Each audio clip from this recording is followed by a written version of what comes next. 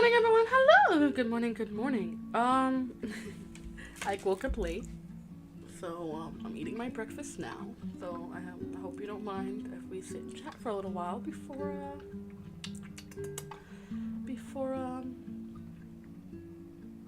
we start the story time. Hi, Wasabi. Okay, watch out. Watch out for what? What? Hi, Sarah. Hello. I'm doing well today. I woke up late. I oopsed and slept in a little bit, so I'm on time, but I'm eating my breakfast. So I hope you guys don't mind if we spend the next 10 minutes just sitting talking while I finish munching on my breakfast and take my medicine. That's not my own fault. I fell asleep. Hi, Raresh. How are you doing today? I know I keep pushing your name, but I hope you're patient with it. I hope you can tolerate it. I'm sorry. But hi. Good morning. I don't know, but always keep an eye out for something. Hi, Kicker. Hello. Good morning. We could talk for a while before we start story time because I have to eat my breakfast. Silly me, I woke up late. We all wake up late sometimes. Yeah. How about you? I'm doing okay. I'm a little tired. It's a little cold. It's a cold day today. But yeah, excuse me. I'm doing pretty well. A little low energy, but that's usually the case for me when I wake up late because I'm just tired. Yeah, I'm just gonna nibble on my croissant. I just dropped a piece. Oh no! Why is it that whenever you drop toast or bread or something that has like butter or jam or whatever, it always lands like face down, right on the jam? Why does that always happen? Like without fail, some weird physics shit. We all wake up late. Yeah, we do. Sometimes that's just your body saying, "Hey, you need more rest." You know, there's nothing ever wrong really with sleeping in unless you have like obligations and stuff. Me, I don't like to typically sleep in because, you know, I like to keep a routine. So, bagel. And I forgot to grab my medication. Ugh, I swear. Give me 1 second.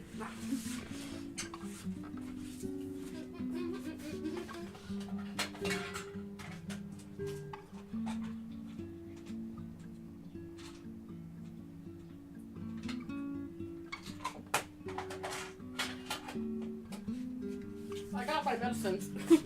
I keep my medication. It's a really fancy vintage, like metal tin, like snuff box. It's very cute. It's like very vintage. Definitely like from the 50s or 40s. I have no idea what year because it's just so old. My grandmother had given it to me. She said, put all your medicines or your jewelry in there. And I'm like, I can keep my medication in there.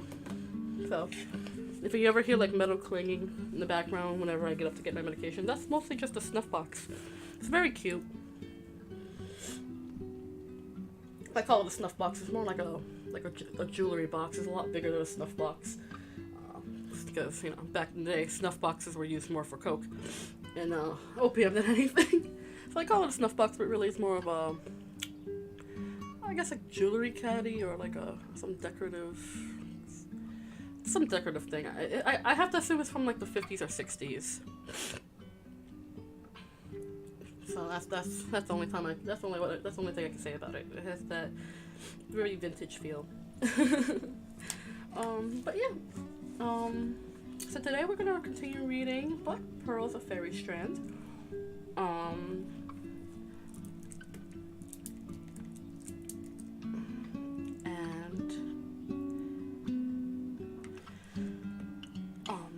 Last two stories we read were based on Rapunzel and what do you call it? The rat catcher? I guess you could call it the Pied Piper. There we go. So now today's story we're reading is based on Hansel and Gretel and Cinderella. I really like this book. I've read it like 1,000 times, but it'll be fun. You should make the one-time house tour. I think it would be nice because a big YouTuber.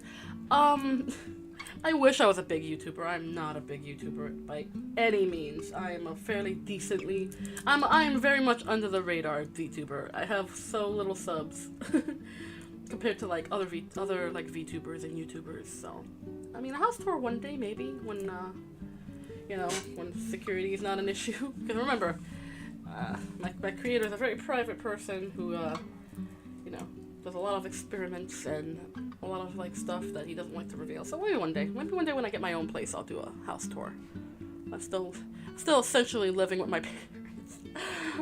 You know, how the housing market in America is absolute dog shit awful. It's so expensive, so expensive.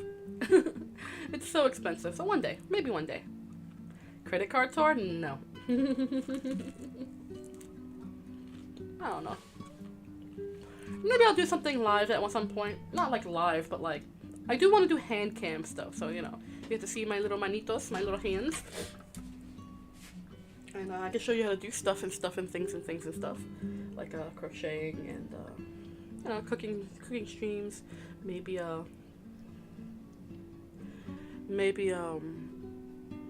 don't know, maybe a crafting stream, maybe an art stream. Like an art stream where I'm like painting something rather than like digital.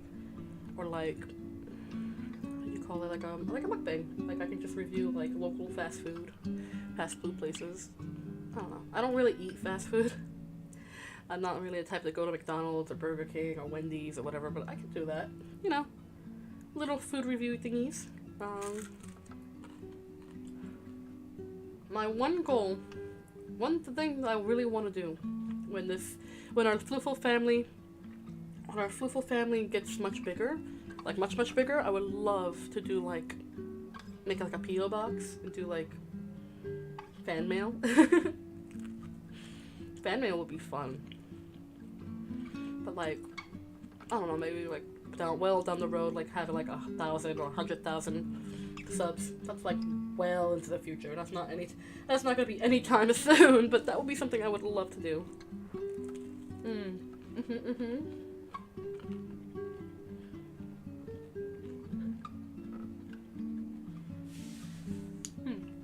Excuse me. I'm chewing. Excuse me. I don't know. I would love to do a little bit of like more content for y'all. Eventually. A hand cam, at least the one I want, is like $100. And your girl don't got the money for that right now. But eventually. I do have a throne, which is basically like just a public wish list. And I do have a hand cam on my throne. At least the one that I wanted to get originally. So you know, that's something. That's something. That's something that's out there in the world. Also eating crackers and dips. I'm typing on my ring finger. Good job. I typically like to keep one hand free if I'm going to type and eat at the same time. So I'll type with my left hand and eat with my right.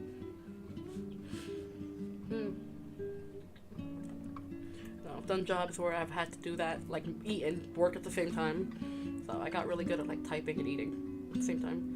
Also with college, like I did that a lot. I pulled a lot of all-nighters in college doing like papers and stuff like that. Because I had like a double major and a minor, so I had to do a lot of work. So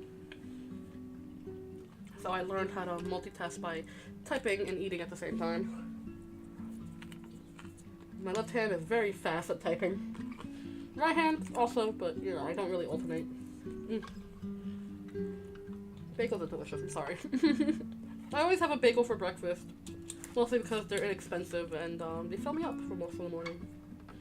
I can't eat a lot in the morning. I don't know how people can sit and have like bacon and eggs and ham and hash browns and toast and like pancakes and I don't know how people can eat such a big breakfast.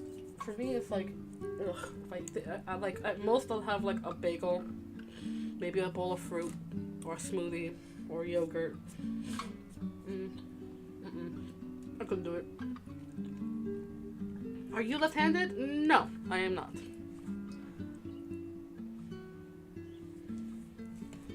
I am not left-handed. I'm a bit ambidextrous, but that's about it. Just a bit. I can't write really well with my left hand, but then again, I don't practice, so. But I can do a lot with both hands. But I'm trying to eat my breakfast as fast as I can. That way we can get started.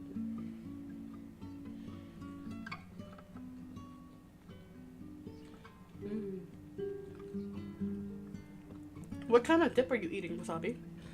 Personally, I'm a fan of like spinach dip. and a nice medium spiced queso. You know, so it's enough that there's a kick, but enough that not so much that it's too spicy, but enough that there's a kick that you can enjoy it. You know, like I like spicy food, but I don't eat a lot of it because I get heartburn like crazy. Sweet chili, yum! A sweet chili dip? That sounds delicious. I love that. I love like sweet chili dips too, or sweet chili sauces. This is Frank Red Hot sweet chili sauce they made. Oh my god, it's delicious. Anytime I make like anytime I want to make like wings, I either coat them in honey or I coat them in that sweet chili sauce, and it's so good. Also, I got green chives and French onion in the fridge, and the crackers, barbecue. That sounds such a good combination. Sweet chili. You're basically having a sweet chili barbecue flavor right in your mouth, and it's delicious. That is just delicious. Also, I noticed in the last like 24 hours, we ended up getting new subscribers. So now we're at 188 lovely, wonderful, flooful family members. And I want to welcome, if they're lurking, or if they're not here, or if they'll check out the VOD later, I want to welcome them here. So welcome for the new subscribers that came by.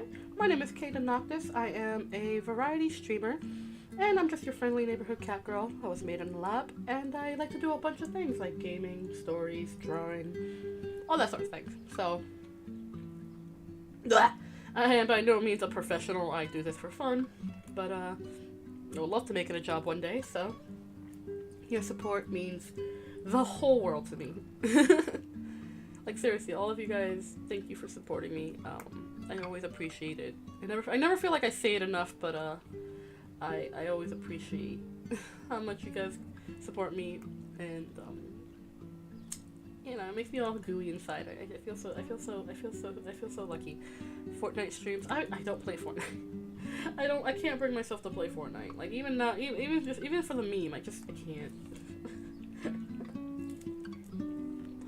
I tried playing Fortnite once and I was not a fan. Not a fan. Sorry, I got like 2 bites left in my bagel. I'm almost done.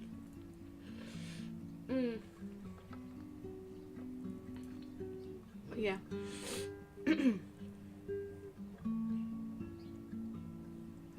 Okay.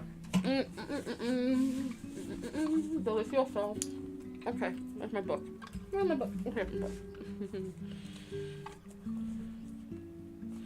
Never hit that victory battle royale? Nope.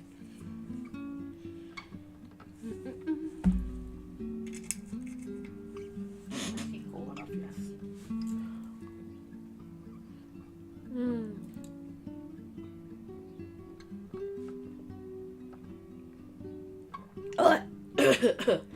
Oh, I went down rough. I hate taking pills, y'all. I have to, but I hate taking it. And I made an extra big cup of tea this time. Not my normal, like, teacup sized cup of tea, but a nice big, chunky mug. A Hello Kitty mug of tea.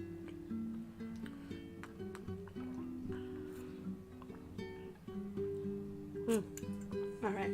Now that my whistle has been wetted, my medicine has been taken, my tummy is now full, and yeah, crumbs. I need to get a new mat. I have a big old mouse pad mat. I need to get a new one. It's dirty because of my cats. They like to just climb on everything, so no matter how much I keep this thing clean, it's all dirty. Let's see, now that my PS Plus subscription ran out on my PlayStation for the first time in 10 years, Fortnite is the only multiplayer game I can play on there.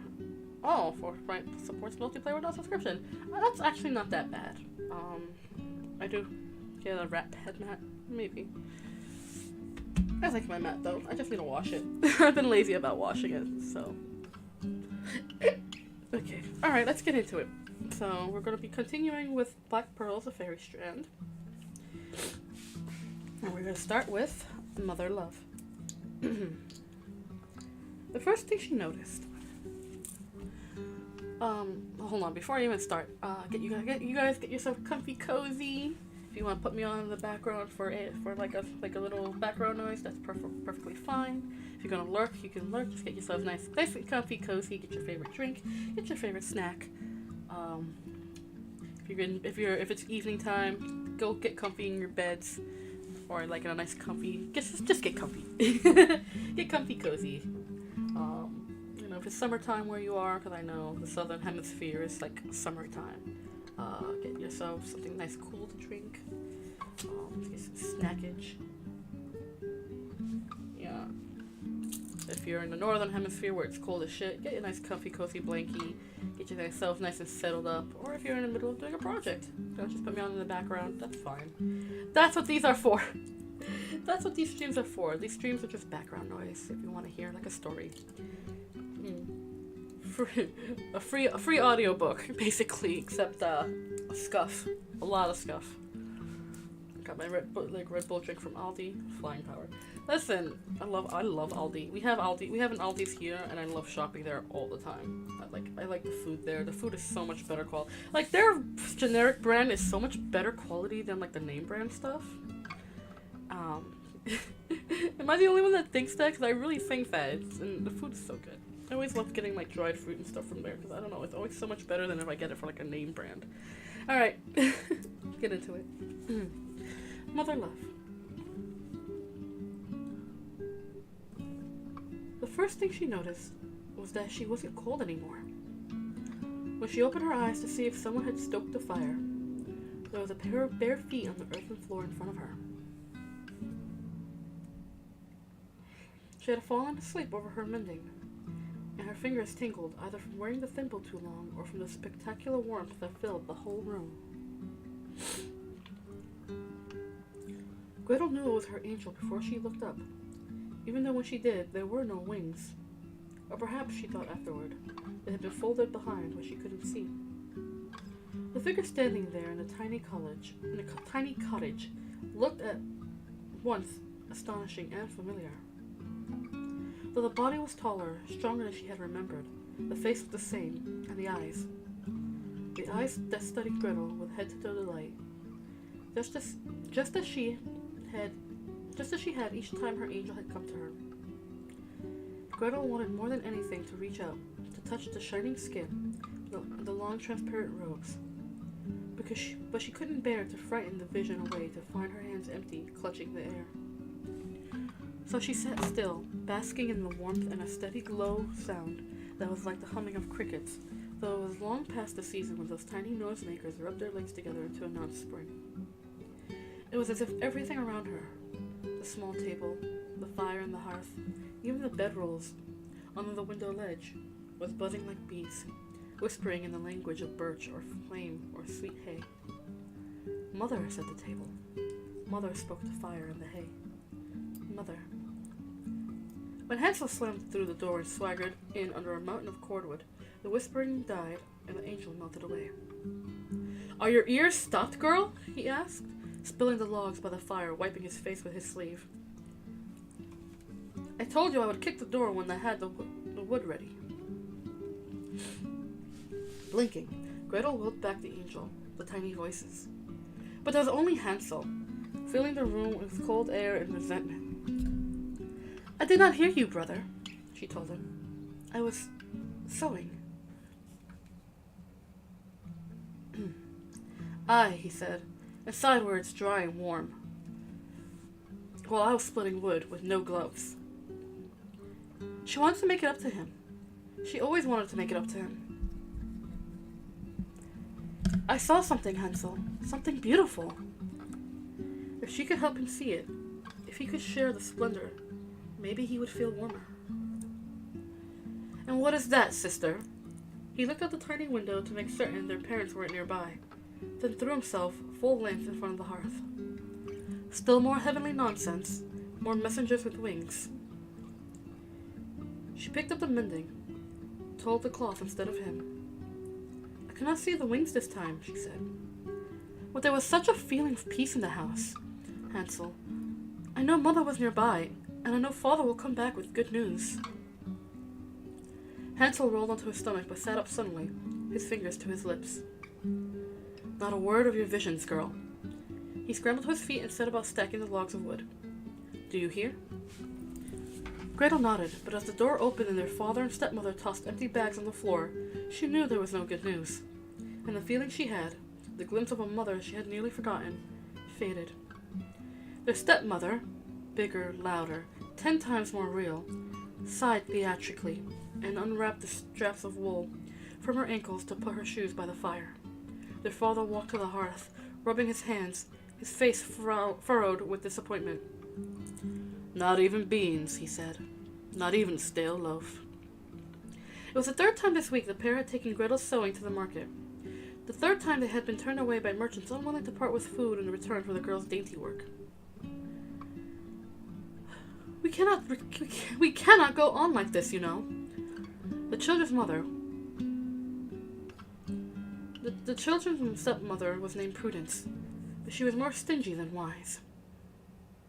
"I've said it over and over. 4 are too many mouths to feed."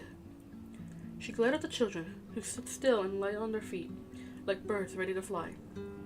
"Especially when these two do nothing to earn their keep." I could help Hansel with the chopping, mistress." Gretel looked at her brother, so exhausted he could barely stand, at her own mending and sewing, folded into a careful pile on the table. "We could sell extra wood that way. Or might I stitch hats in place of aprons?" In spite of all their work, her stepmother was bleeding anger, and Gretel needed to staunch the flow.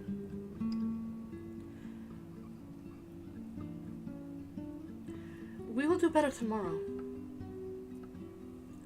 It was what her mother had said, day after day, when she was sick. "I will be better tomorrow." "Tomorrow?" Prudence told her, closing her eyes against the heartbreak of their day. "We may all starve to death." She looked hard at her husband, harder still at Gretel. "And unless you plan on cooking them, girl, your hats will not fill our empty bellies."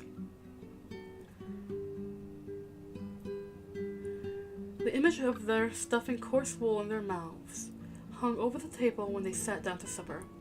"Hi, Cal. Hello. Swearing is fine in small doses.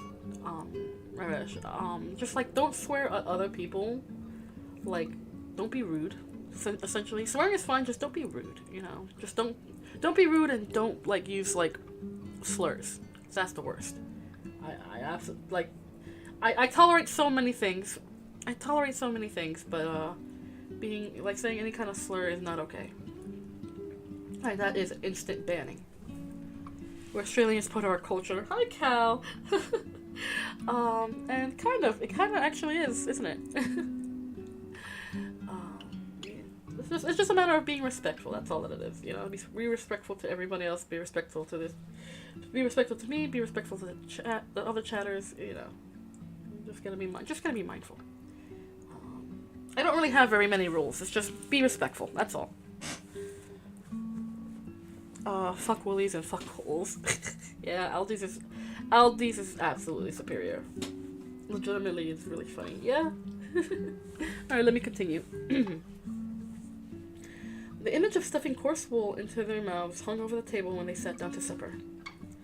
The meal, which was nothing but water seasoned with dried mushrooms Gretel had gathered in a fall and small pieces of moldy bread they had been too proud to eat the night before, did not last long. It was eaten in silence, and ended when their father stood suddenly, hurled his spoon into the fire, and did something neither of his children had ever heard him do before. He swore. "Christ's blood!" His voice cracked and then trembled at the edge of tears. "A rat would not eat this slop." Without meeting the eyes of anyone at the table, he picked up his jacket, sodden with snow, and walked out the cottage door. As soon as he was gone, Hansel raced to the hearth. He grabbed the poker and nudged his father's spoon out of the flames. It was only a little twisted, but would still serve. No one spoke until Prudence rose and began moving their chairs from the table. "Best sweep and put the bed things out," she told Gretel. Her tone was almost gentle in its shock. "I will fetch your father before he freezes."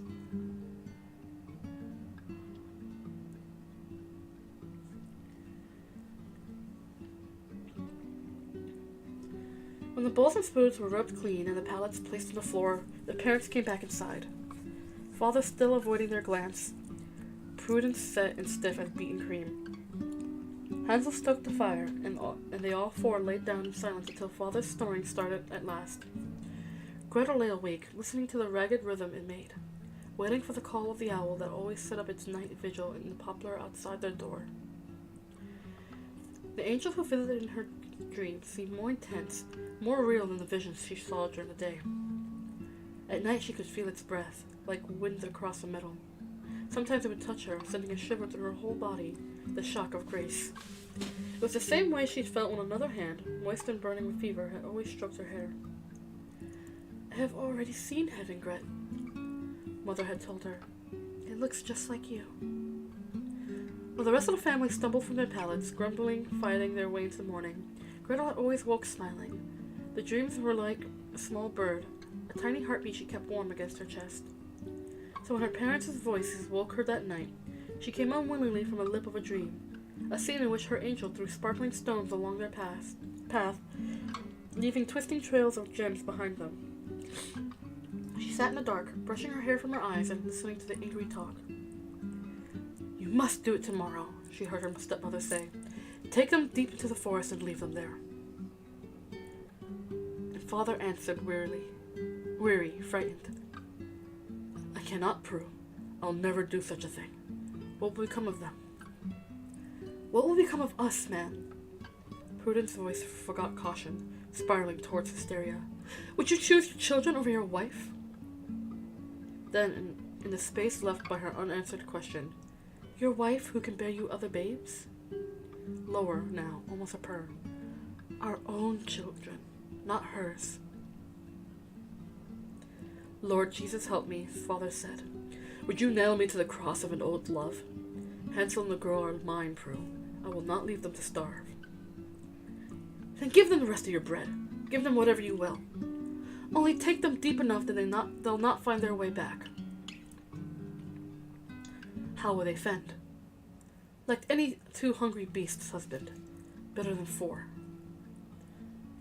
Torn from her dream, Gretel felt cold and wretched. An old love, her father said. Had he forgotten how he wept by their mother's bed? Had he no memory of the times before, the way he and Mama danced for them, how she whirled, pink-cheeked, and fell against him? "Enough! If you spin me more, you may shake my good senses out. The babes will have no ma, and I shall run off with the nomads and howl at the moon." Their mother had always looked at Hansel and Gretel then, winking, and when Gretel obligingly gasped and ran to block the door, Mama would go to her and hold her tight. Well then, she'd say each time, "I suppose the nomads would not mind if you came along too." Now Gretel crawled across the shadows to Hansel's pallet.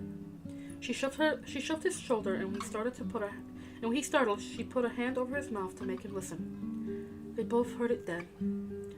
The plan to pretend a trip for better firewood, a trip that would end with the children abandoned miles from home, left to the mercy of God and wild wolves.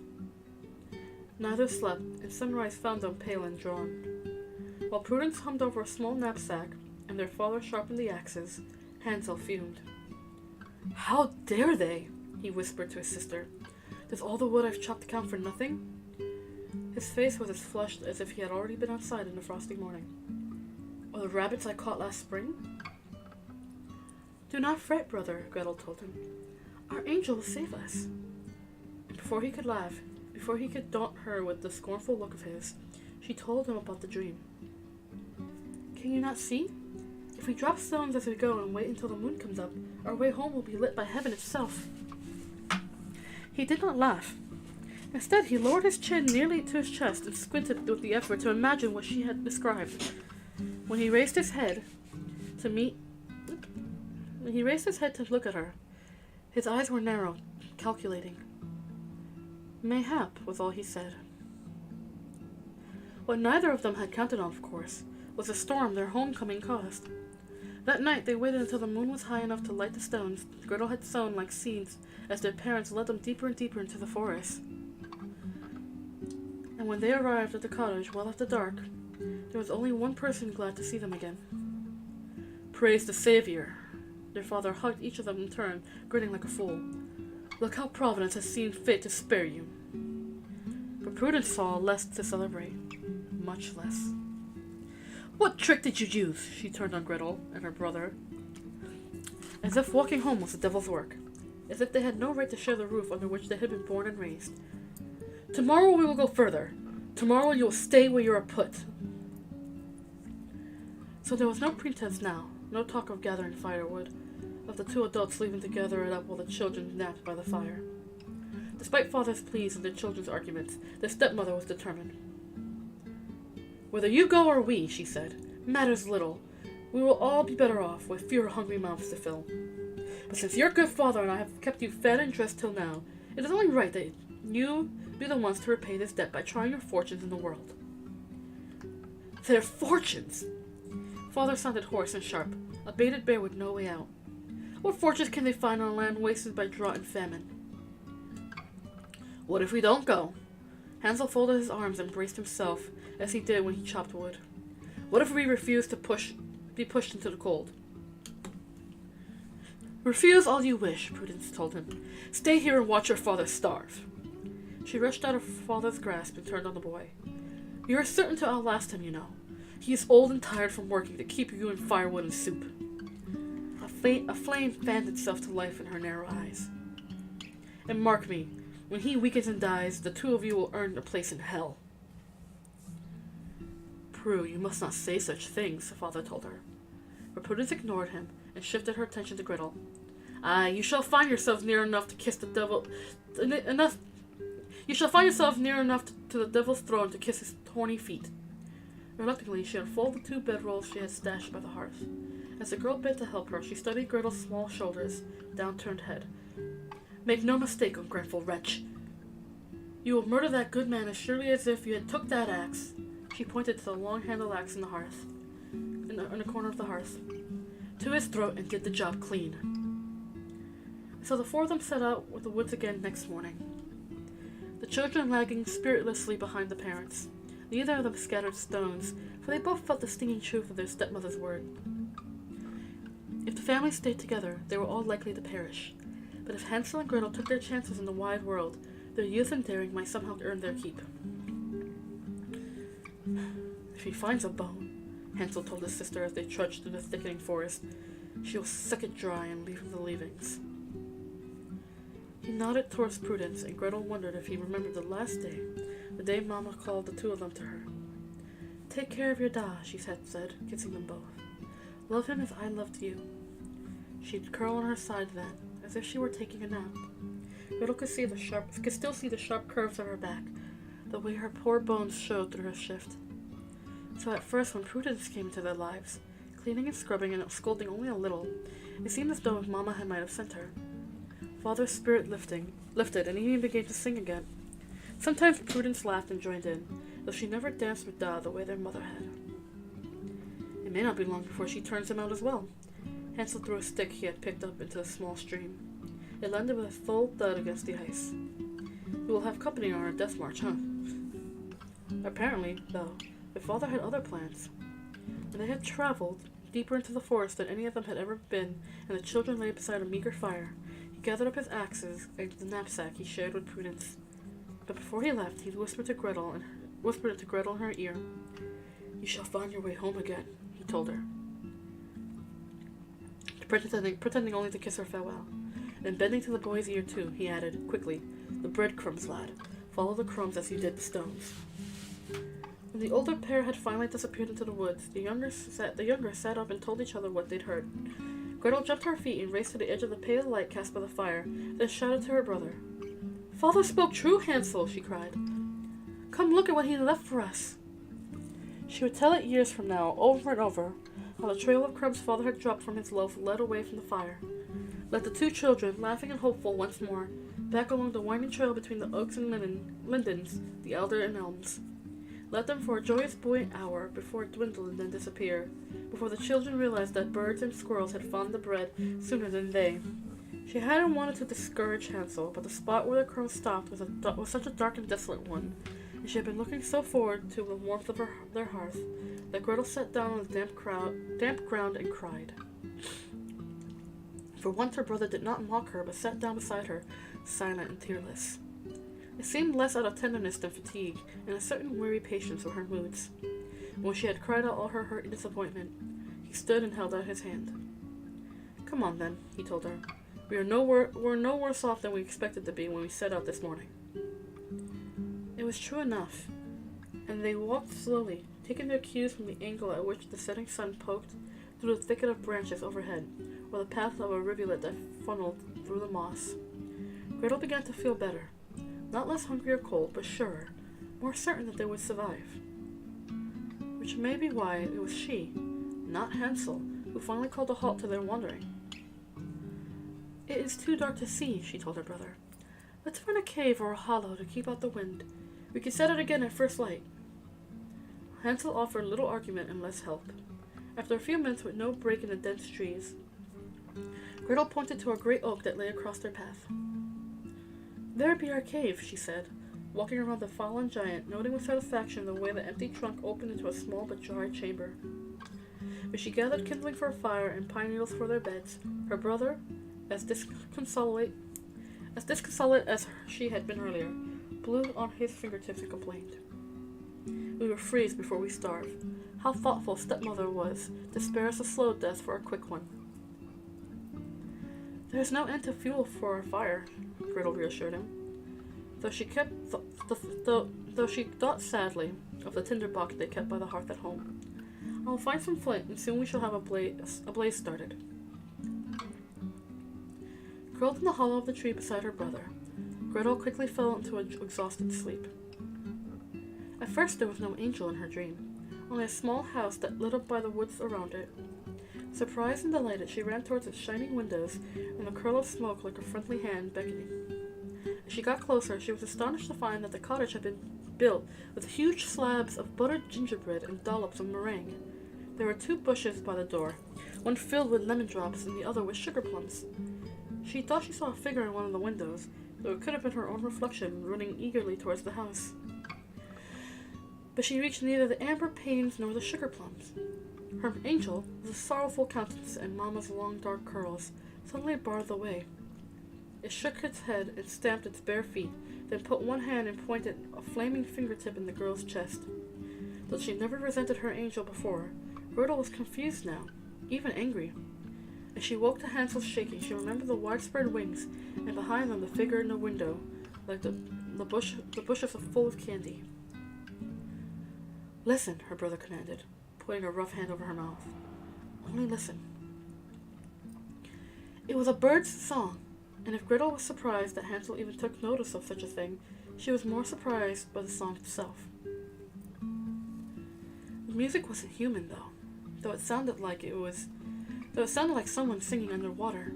The words were almost clear, nearly understood. She had no words, either, for the feeling of the music stirred in her as she listened, though she recognized the pictures that danced in her head. The images she saw as the birds sang came straight from the dream she had just left. There was a house again, small and bright, and the figure in the window waiting for her.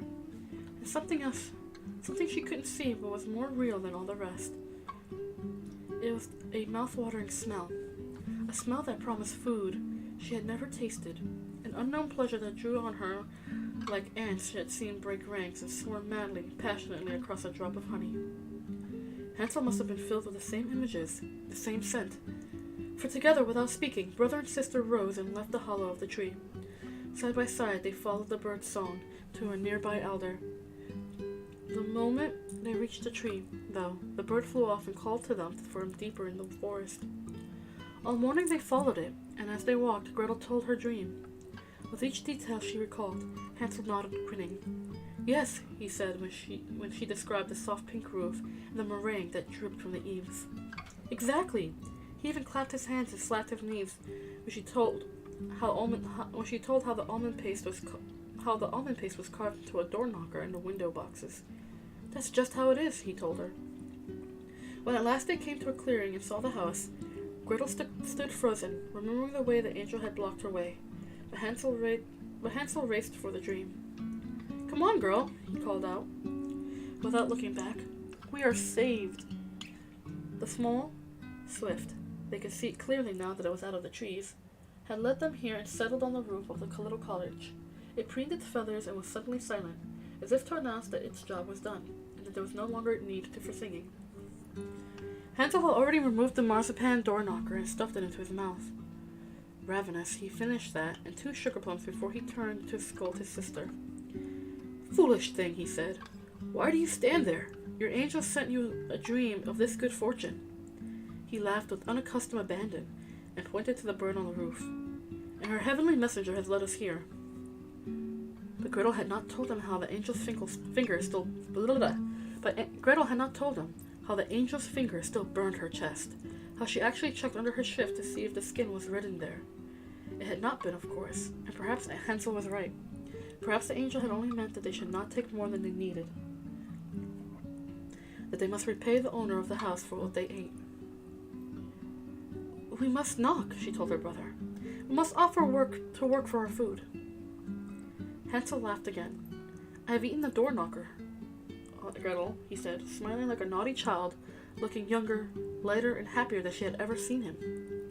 "If we cannot knock, then we shall sing for our supper, huh?" He came up to her then and took her hand, wrapped his arm around her waist, and pulled her into a clumsy dance. Round and round he whirled her, singing the old song their father used to sing, until at last, giddy with his attention, she had joined in. "Orange and lemon," said the bell of St. Clement's. "You owe me 5 farthings," said the bells of St. Martin. For an instant, as they spun past the front window, Gretel thought she spied a shadowy figure staring out at them.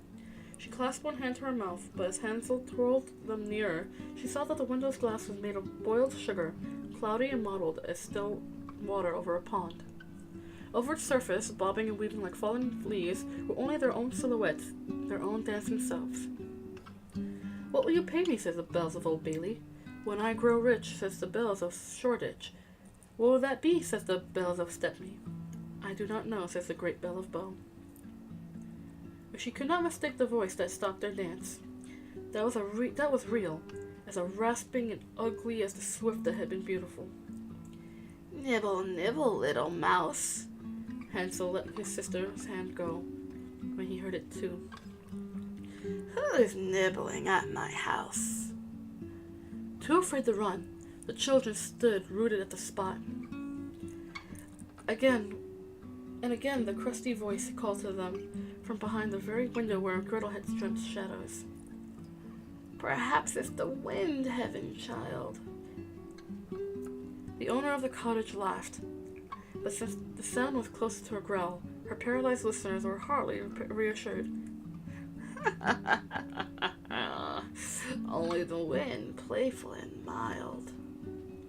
When the door opened and a stooped crone with a halo of fine white hair appeared on the steps, Gretel and Hansel were both relieved. The old woman was a pathetic sight after all, her thinning hair and her watery eyes, the stockings that fell in folds around her ankles. "Aye," she told them, "I was partly right, was I not? 2 of heaven's children have found their way to my door." "Good dame," Hansel began, using the same unctuous tone with which he addressed their stepmothers when she was angry. "We only want—" "I will not have it whispered about that I turned such innocence into the woods." She smiled at them, though her mouth moved too slowly, too largely, as if it were unaccustomed to such an expression. "Well, come then," she urged them, opening her door wide. "Out of the cold now, and I shall make us a bit of supper." Supper was a feast. Pancakes cooked on top of a brick oven that gave off a pleasant heat, even when the hearth fire had died. The old woman served them cakes with nuts and fruit, and sweet cream that tumbled like a bountiful river from her china pitcher. The children, not trusting their sudden plenty, spoke little and ate a great deal. Then, bloated and easily won over by the promise of breakfast next morning, they followed the woman to a small room where 2 beds covered with fresh white linens glowed like twin stars. They sank into a dreamless sleep, and neither could remember ever waking so late as they did the next day. Regaining some courage, and with her manners, Gretel begged for work that might repay their elderly hostess's kindness. She could not help notice that the layers of dust beneath the sticky candy on the walls and under the rush rug on the floor. "I might tidy the place a bit," she told the old woman timidly. "I am a fair handy, as well, with needle and thread." "Do not trouble yourself," the woman told her. "It will be only one small thing I need." Name it, said Hansel, sounding as though he was ready to perform miracles. "'Tis something you might manage, young master," the hostess said. "Come and have a look at the wobbling leg on this chair." She led him back to the bedroom in which they passed the night, but when Gretel tried to come along, the woman pointed back to the kitchen. "There be the broom," she told the girl. After she had swept the hearth, Gretel went in search of her brother. She tried the bedroom door and found it locked. "The young master must stay abed from now on," the old woman told her when she asked. "I shall not have him running off with that lovely fat I plan to put on him." Perhaps because Gretel had become accustomed to her stepmother's high-handed scorn, but she was slow to apprehend the extent of the horror which she and Hansel had stumbled on. It took days of begging for scraps from the crone's table, of hearing the woman, whose voice no longer pretended any charity towards her at all, scold Gretel for drinking too much water or moving too slowly, of watching the witch, for what else could she be, kneel and mumble prayers in a strange tongue before an altar covered with a blood-red cloth. It took the knife-sharp thorns of black, bloomless brambles that had grown upon around the house since she and her brother sought refuge there. And it took, finally, a chain of dreamless nights. Not once, after she had fallen exhausted into the brief sleep the witch allowed her, was Gretel visited by her winged guardian. It was a sign, she realized later, she should have taken to heart. Eventually, though, she could delude herself no longer about the witch's plans. 3, and sometimes 4, each day, the old woman took a brass key from around her neck and opened the door behind which Hansel now slept and ate. She always brought a tray with her heaped with elegant food, cakes and loaves and sugar tarts, cream and strawberries, even whole capons turned gold red on the spit above the kitchen fire. When she called Gretel to come get the dishes piled beside the door, the girl often heard the witch ask Hansel to hold out his hand. Through the keyhole, she watched the old woman circle his wrist with her gnarled fingers and frown. "Not ready yet, my morsel," she would say, as if he were a roasted hen instead of a boy. "Not quite done." It wasn't long before the witch, knowing Gretel would not leave her brother, and that if she did, there was no way out of the impenetrable thicket she contrived, began to treat the girl worse than ever. She fed her scraps, left her to sleep without a blanket, and at last grew as careless and talkative as if Gretel were a cat or a dog, a pet that fended for herself but kept her company. "Aye," she grumbled one morning, stirring Hansel's porridge. "It has been a chain of long, lean days between meals. If I could eat such slop." She stabbed at the pot with her spoon and then spat on the floor. Gretel had slept only minutes before. "Things would have been different, but the bloodthirst cannot be sated with your paltry human fare." She unhooked the cauldron from the hearth and set it to cool by the window. "'Tis a hunger to reckon with, a torture that feels closer to madness when I must wait so long." Gretel said nothing, but knew the woman expected no reply. "But when I feel that boy's flesh filling out, fat with life as he is of late, 'tis worth the pangs, the nights of waiting with my whole body crying out for him and my teeth rattling in my jaws." Gretel knew, because the witch had told her, that if all went well, she would prepare her soulless feast soon. It was this fearful prospect that made the girl take a foolish risk and slip into Hansel's room the next time the woman failed to lock the door. The hungrier the crone got, the more forgetful she seemed. Once she even neglected to put on her shoes and clothes and spent the day naked, her wizened shins and third teeth leaving Gretel torn miserably between laughter and tears. The room in which they spent the first night was much the same as Gretel remembered, except for the books and toys strewn everywhere. But in the midst of games and penny whistles, surrounded by whittled soldiers and chocolate candies, sat a boy she hardly recognized. Hansel looked first at his sister's hand. "You have no tray," he said, his own hands describing a small, despairing arc in his lap. "I thought she might have sent you in her stead." Then he noticed her expression. "Why, girl, what is wrong? You look as though you've seen a haunt." But it was no ghost. Gretel stared in disbelief. Her brother had far too much flesh on him to be a messenger from the other world. In fact, he was one of the stoutest people she had ever seen. In a few short months he had ballooned to twice his former size and lay propped up on his pillow pillows like a miniature Parsha. You look well fed. In fact, nothing that grew or walked or swam, nothing that Gretel could imagine, was meant to be so large. In a shameful moment, she even wondered how it was that the witch could think her prize was not ready for the oven. You must not eat any more, brother. Hansel turned his cold, disapproving look on her, but she raced on. Each bite you take puts you in greater danger. I hardly know how to tell you. The witch, she plans to... Witch? He looked even darker. Mother is no witch. I thought, though I suppose if she does not fancy you, she may seem so. Mother? Gretel said the word aloud, and somehow speaking it herself was less horrible than hearing it on her brother's tongue. Mother! She had asked me to call her that, and so I shall, if it pleases her. He leaned back, a toise, languid, and picked up a chocolate drop. He considered the candy, his expression almost fond, then popped it in his mouth. But how can you think she means you well?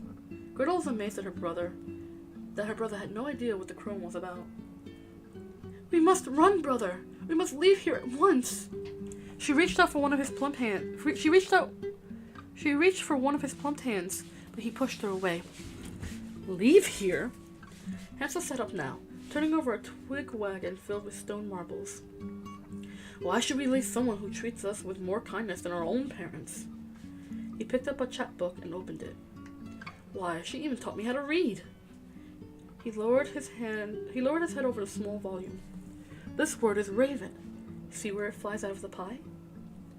The more Hansel was content to sit and read, of course, the fatter he would grow. Gretel watched him pick up several more books, pointing proudly to the pictures and the single words that described them.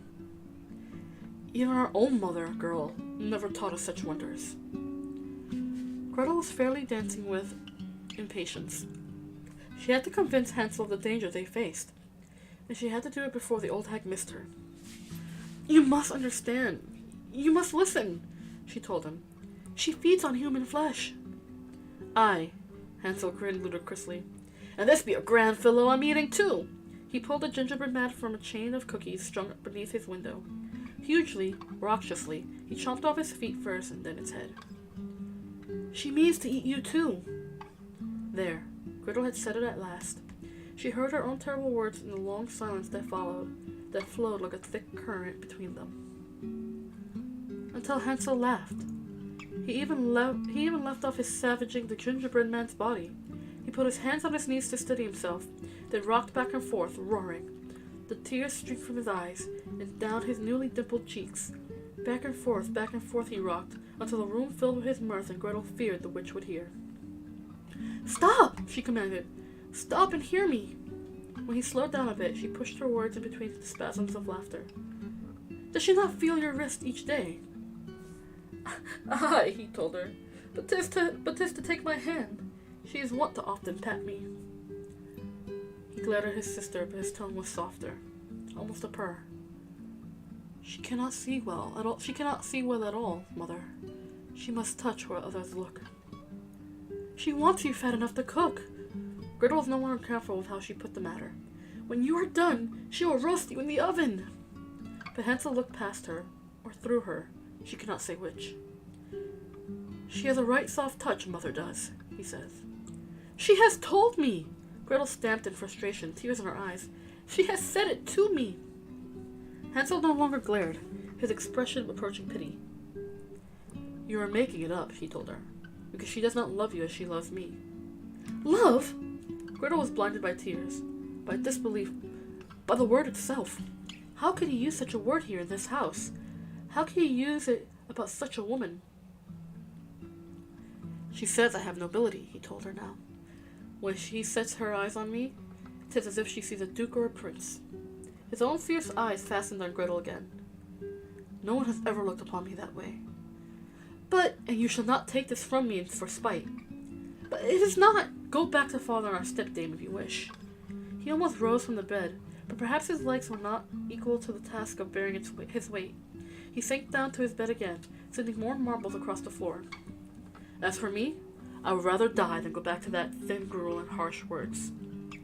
If it was not loyalty that shone in his eyes, it was at least pure contentment. I shall not leave Mother. Gretel despaired of changing his mind, of saving his life, but she still took the twig from her pocket. Take it, she told him. Take it, she told him. If you give her this instead of your wrist. Enough of your wiles, girl, he scolded her. Go back to the hearth. She will think you have lost all the weight. Get out before you ruin it all. And she'll feed you even more. Her words found their mark.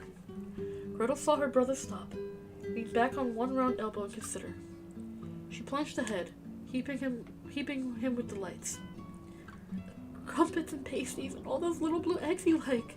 Rabbits and trout and all manner of fowl.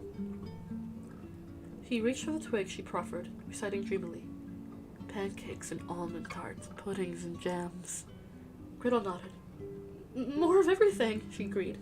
She'd feed you twice, maybe 3 times as much as she does now. When they heard the witches shuffling in the footsteps in the hall, Gretel had won only half of what she had hoped for. Hansel was delighted with the plan of tricking the old woman into feeding him more.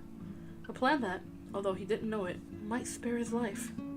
But she had still found no way to persuade him to leave that cursed house. Hi, Icy. Hello. Welcome, friend. Gretel climbed out of the bedroom window and circled back to the kitchen. The witch unlocked the door to visit her plump cherub, unaware of the visitor who had left him seconds before. And so more weeks passed, and months as well. Time that left Hansel plumper and Gretel and the witch more famished. For as the witch grew hungrier, she fed the girl less too, and by the time she decided to put an end to her fast, neither of them could remember what a full stomach felt like. Gretel, as she lay by the hearth that night, her poor insides churning and empty, remembered the way Mother, at the end, would push away the trays Gretel brought. I will have none of that, she'd say. Just sing me another song, sweet. 'Tis that will fill me up. And sometimes it was enough to put her to sleep, humming the old song, the lullaby Mama craved. There be no use, the witch cried one day, as Gretel had known she must. The crone threw her book of spells at Gretel, though it fell short of his mark and skidded along the floor. I have prayed and chanted and fed the boy until I am worn with toil. She waved a frail hand at the girl. I might as well eat a skinny thing like you. She rose then, and with horrible finality walked to the drawer where she kept her knives and skewers. I have conjured cornmeal and compotes, peacocks and ham hocks. I have summoned soups and stews, souffles and crab cakes, but he still loses flesh. She sharpens one of her longest, cruelest knives on a whetstone, brushing it faster and faster across the oiled rock. I have coddled him, spoiled him, and emptied his foul pan. She held up the gleaming knife now, and before Gretel could pull away, sliced off a lock of the girl's hair. Sharp enough to do the job, she said, grinning at the curl of fine hair in her hands. I'll have him this day. I cannot wait longer. I can wait no longer.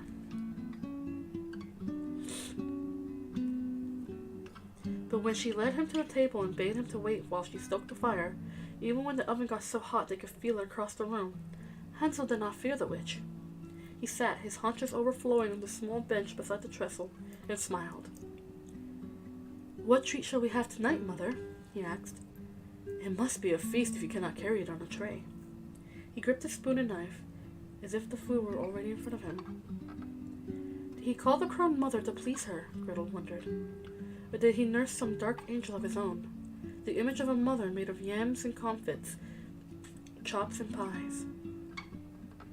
There shall be no feast until I can make this oven hot enough, my lamb, the witch told him. Perhaps you can come see if the flue is blocked. She gestured toward the fiery oven. This old frame is too stiff to bend so low.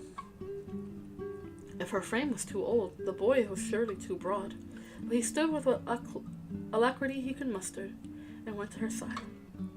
Let me see, Mother, he said, bending down, peering into the blood-red innards of the stove. Just as Gretel dreaded, the witch rushed at her brother, a look of such fierce yearning on her face that for a moment the girl stood paralyzed. But then, just in time, she reached out and pulled her brother away from the stove, and what had started could not be stopped. The old woman, hands outstretched to push her boy roast in the oven, fell into the flames herself. The children watched in horror as, blind with agony, the witch crawled deeper into the fire instead of finding the way out. Hansel put his hands in to reach her, but the witch, in her anguish, writhed out of his grasp. "Fools! Fools!" she wailed, as the smoke and heat did their work. Once more Hansel reached into the flames, and once more failed to catch hold of the witch before the fire forced him back. "Fools! Fools!" And then her mouth was lost, her skin, her need to cry out at all. There was silence, blessed silence, until Gretel noticed her brother's hands. "Here," she said tenderly, reaching for his burnt fingers. "Let me get some salve." But Hansel pulled away from her. "No!" he screamed. "Do not touch me! Do not dare touch me!" "But your hands are terribly burnt." Gretel looked up from her brother's hands to his face and lost her breath. What she saw there was hate, burning and bottomless. "You killed her!" Hansel's skinless hands were balled into fists, and he was crying as she never had seen him cry before. "But brother," she said, "she would have pushed you in." She backed away from his eyes, for they seemed to give off a heat like the ovens. "You were jealous," he screamed at her, anger turning his round cheeks pink as beef fillets. "If it was you she kept working, and me she kept fed." Gretel backed towards the stove, which still smelled of burning flesh and sulfur. "You couldn't stand to see one of us safe and happy and protected," he yelled. "Only one of us, sister mine. That was it, wasn't it? Only one." "Of course not," she told him, hearing herself whimper, trying to escape those eyes even as the heat from the oven grew behind her. "You wanted to drag me back home." He was no longer screaming, but spoke slowly, harshly, as a wheel turning on cobbles. "You wanted me to be poor again, to drink soup made of water." The stove's flames, fed by the witch, leapt higher now, and Gretel tried to move towards Hansel, but he pushed her back. "Mother loved me more than anyone ever has." Slowly, relentlessly, he advanced toward her. "But you could not bear it, could you?" "No! Surely you know." "I know that your mewling angel never fed us as mother did." He bore down on her, raw hands shaking, his face filled with rage and tears. "I know that no one ever cared for me as she did." And then he was on her, not before someone else barred the way. Gretel's angel, suddenly, soundlessly, stood between brother and sister. Just as the boy tried to push Gretel backwards into the flames, the angel with her mother's face stopped him. A white-hot light surrounded it, streaming off the milk-white shoulders and wings. The finger it pointed at the boy, Gretel knew, was molten. It touched Hansel lightly on the chest, and he screamed in pain. For a minute he hesitated, but, staring right through the angel, glaring at Gretel, he charged again. Growling with fury, he hurled himself at her, and if her angel had not pulled her away, it would have been the end of her. Instead, it swept Gretel up, as if they were dancing, and whirled her away, while Hansel raced headlong, screaming into the flames. When she set out for home, Gretel took some of the witch's cooking pots and a basket of food that would only go to mold if she left it behind. She could not carry more, because her hands still ached from the flames which she had braved at the end. When her brother fell into the oven, she tried to pull him out. With no more thought to her own safety than a loyal dog protecting its master, she had leaned against the poker-hot opening of the stove and reached into the fire. But the searing pain, the breathless heat, brought her to her senses. She pulled back and watched in horror as Hansel rushed to his make-believe mother. As he picked up the flaming husk that had been the witch. As the skin ran like melting wax from his arms, he crumpled into the oven door as he raised his hands above his head as if surrendering to that roaring tongues that devoured him bit by bit. The thorny brambles had dissolved as soon as the witch died. Gretel now made her way easily back into the woods through which she and Hansel had wandered before the old woman had trapped them. As she walked, the girl found ivy and chickweed to make poultices for her hands and for the bright red scar that crossed her waist where she leaned against the oven. Though she had no idea how far or which direction she and her brother had traveled, she was not afraid. Each night her angel leaned over her dreams, kissed her burning hands, and whispered the way to take next morning.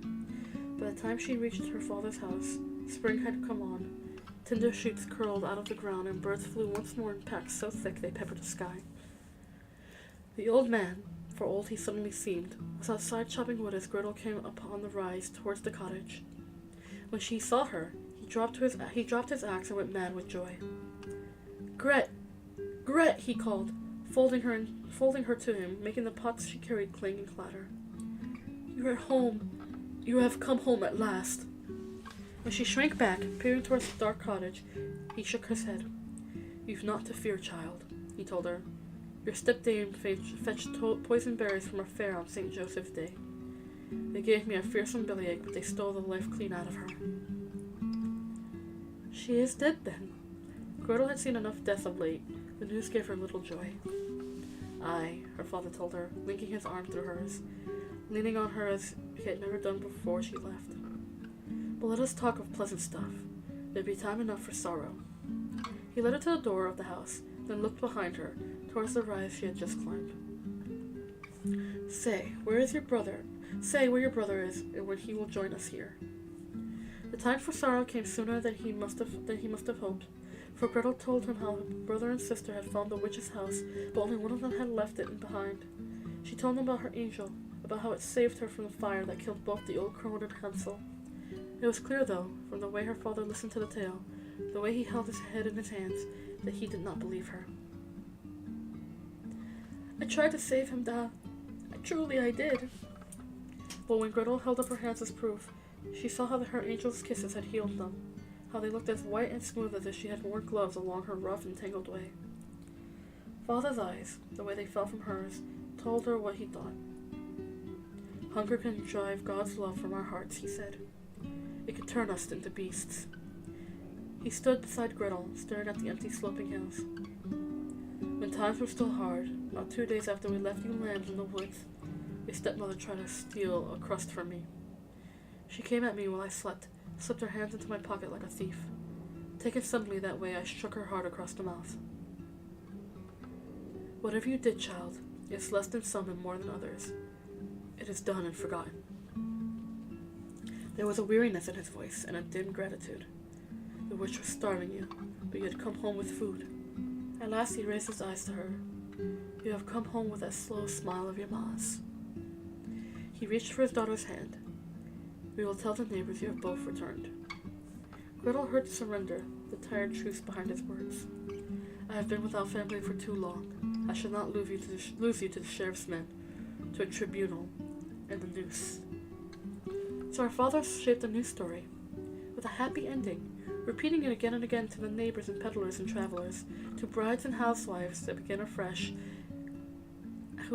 that the draught was passed, to pay for Gretel's handiwork and lace. Once upon a time, it seemed, there were 2 children, a boy and a girl. Father told of the witch, the gingerbread in the oven. He told of the fire and the way the witch had planned to fatten the boy. He described with pride how his children had tricked her, how they had come home to him hand in hand. "Of course, you know the way of young men," he always added at the end. "No sooner does Hansel come home than he takes a fancy to a comely lass from Wainridge.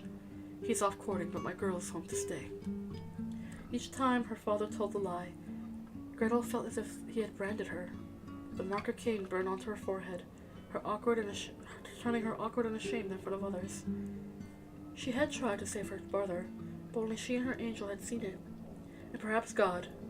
What wouldn't she give to trade her heavenly father's trust for her earthly ones? But she knew her dad was right. She would never leave him now. Where was she to go? Where could she hide from the memory of Hansel raising into the fire? From the foolish, useless wish that she had said enough, done enough, been enough to save him? So she stayed. Her father needed her after all. Her table linens and scarves helped put food on the table. And if he blamed her for her brother's death, he never said so outright. Only sometimes he caught a look on his face, a shadow when she looked up from her sewing and found his eyes on her. It wasn't like the hate she had seen on Hansel's. She could never have lived with that. It was more like pity, though pity for herself or for him, she could never have said. It did not matter. She had her angel. She could endure the cold stream where she took their buckets each morning, and the endless succession of days like heavy, rough-scaled logs across her back. She could survive that too. She could bear the mark Das story set on her forehead, because every night in her dreams it was kissed away. She worried sometimes, as she waited by the hearth for sleep to come, that it might not happen, that the angel might fail her. But it never did. Night after night, even after her father had died and Gretel was an old woman who lived by herself, the sweet moments always returned. Once she had drifted past thought, Gretel found herself again in the woods.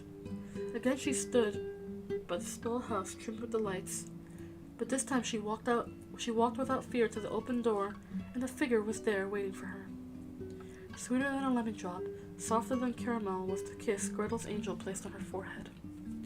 And when she was once more folded into the milk-white arms, Gretel felt no mark, no shame, only a tide of joy that rushed to fill her head, her heart, her whole body. Like a flood of music bursting from a small bird's chest, love forced itself through the bones and skins and erupted in a single perfect flower. "Mother," she said as she held the angel fast. "Mother," she sighed as she rested her head on the creamy shoulder. "Mother," as the two of them turned their backs on the world and walked together until dawn. And that was Mother's Love, a retelling of Hansel and Gretel. Oh my, it's so cold. Hold on. I am going to put on my hoodie because I am freezing my tail off. One moment. It's a very cold day today.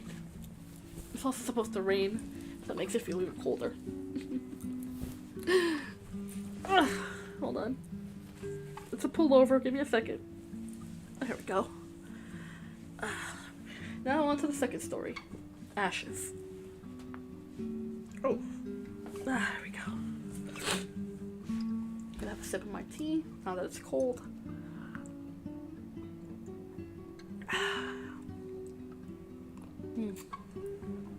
Let's go. Ashes. Even a young prince can be jaded. I endured countless receptions and balls. Had watched an endless parade of aristocratic beauties present themselves for my approval. And for secret... Oh god, excuse me. Oh, I choked on... Oh, I must have choked on my spit. Hold on. Oh, actually no, it's more like a tickle. It's more like a tickle in my throat. Excuse me. I think I did that old crone's voice too roughly. Oh my gosh, excuse me. I'm dying just a little bit. Okay. No longer dying. I'm good. I endured... Okay, let's start from the beginning again.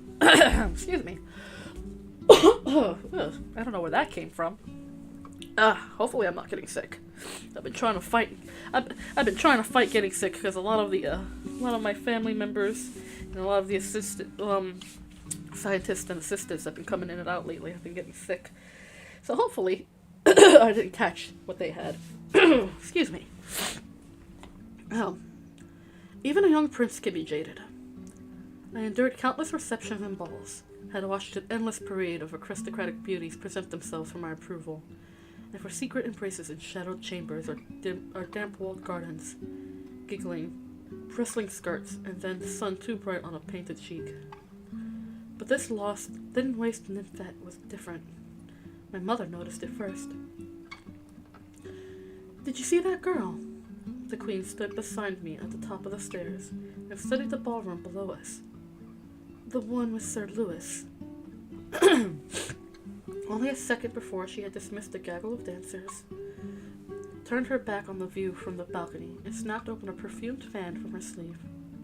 Now, though, her eyes narrowed with interest as she leaned over the railing. Like colorful gems spilling from her purse, men and women in velvet and satin moved across the marble tiles, each couple following the pattern of a pair in front of them. I glanced idly at the ragged chain of dancers beneath me.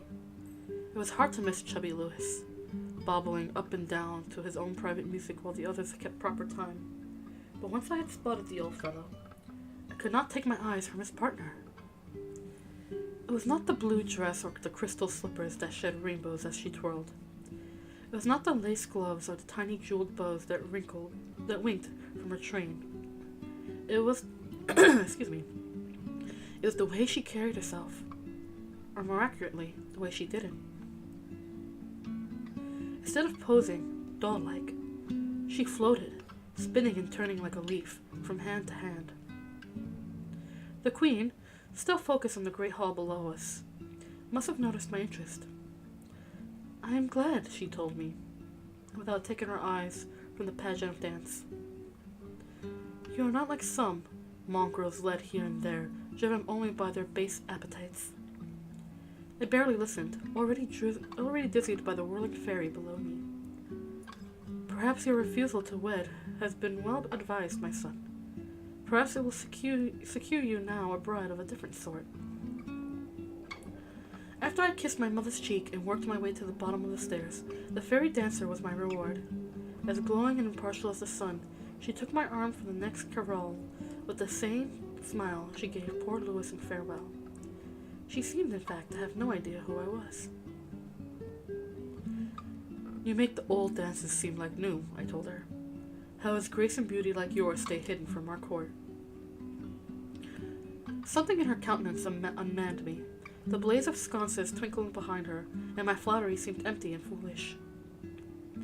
"I have never been to court," she told me, training curious, unblinking eyes on me. "Or danced like Miss, or met anyone like you." "Surely I'm not so different from other men," I laughed, more confident now. This was a game I had played before, over and over until I knew the script by heart, all the blushes, every whispered lie. "Perhaps not," she replied. "But except for my father and the kind gentleman who danced with me just now, you are the only man I have ever spoken to." She cocked her head like a pretty sparrow and studied me while we spun. "You are so tall and fair, you quite take my breath away." She should have colored and curtsied. She should have lowered her gaze from mine, but her eyes, wide and greedy, devoured my face, as she laughed like a man, her head held back, her mouth unhidden by hands. I searched the weary catalogue of women I had known. Not one of them had looked like this, had danced like this, had stirred to life an open rush of affection I had thought died years before. I learned the games early, you see. My first memory is of endless carpet, the long trail along which my nurse led me to the tall, lovely woman who sat with maids and laughed like music. "Mother, look what I've made for you," I'd cried, dropping my chain of dandelions in her lap, trying to scramble after them. But the laughter stopped and the beautiful woman frowned. "Now look at what this child has done. There's dirt all over my dress. Hannah! Hannah, come and get him quickly." As I spun around the floor with this sweet stranger, the years fell away and it seemed a child, trembling with adoration, had laid a chain of flowers in my lap. I stared at the girl in my arms and wondered if love was this simple. "You cannot be a prince," she laughed when I told her who I was. Her honeyed hair shook free from the combs that held it, and her hands, as if forgotten, rested in mine. "You are much too young, and you do not scare me at all. Why, if you are not so important, we should be real friends." I had forgotten the lessons my mother and all the powdered ladies of the court had taught me, and neglected to bow and lie in wait, to flatter and pretend. "We are already friends," I told her. When the music started up again, I whirled us into a shadowy alcove, away from prying eyes. "Now tell me your name, sweet friend." She stopped dancing and pulled me into a cluster of pillars at the edge of the hall. There she leaned against the sugared stone and whispered to me as if she were at confession. "I am afraid I no longer have a name of my own. After my father died, my stepmother called me nothing but Cinderella. She seemed as small and frightened as a bird I dare not flush. I have not led an easy life." "Your mother must have been beautiful." It was an old formula, but I said it with new sincerity. She clung to the pillow, though, as if I had set a snare for her. "I suppose she must," she said without affection. "My father was always said she was, but I cannot remember her face." And when she turned back to me at last, her eyes were filled with a strange and cloudy hunger I dreamt suddenly of feeding. "When I was little, I had no one to run to if I fell and hurt myself. No one to share the games I played alone among the mops and kettles. I used to try to picture her. I cried and yearned and prayed, but I could never see her eyes, her hair, not so much as the tip of her fingers. She stood in her own small hands in silence, then raised a face to which the light had rushed back. So I have made up my own mother. She grinned like a clever child. She is a fairy godmother, more radiant and powerful than anyone on earth. I cannot hold her or kiss her, but she protects me with her spells. She spoke as if she were still in her nursery. I laughed now, enchanted, and bent to kiss her. When she turned away once more, I was not angry but patient and tender. And why not have kisses as well as spells? I asked. Surely, a woman's dreams embrace more than elves and fairies. She did not leave the shelter of the pillar, only looked at me from its shadows. Perhaps they do, she told me.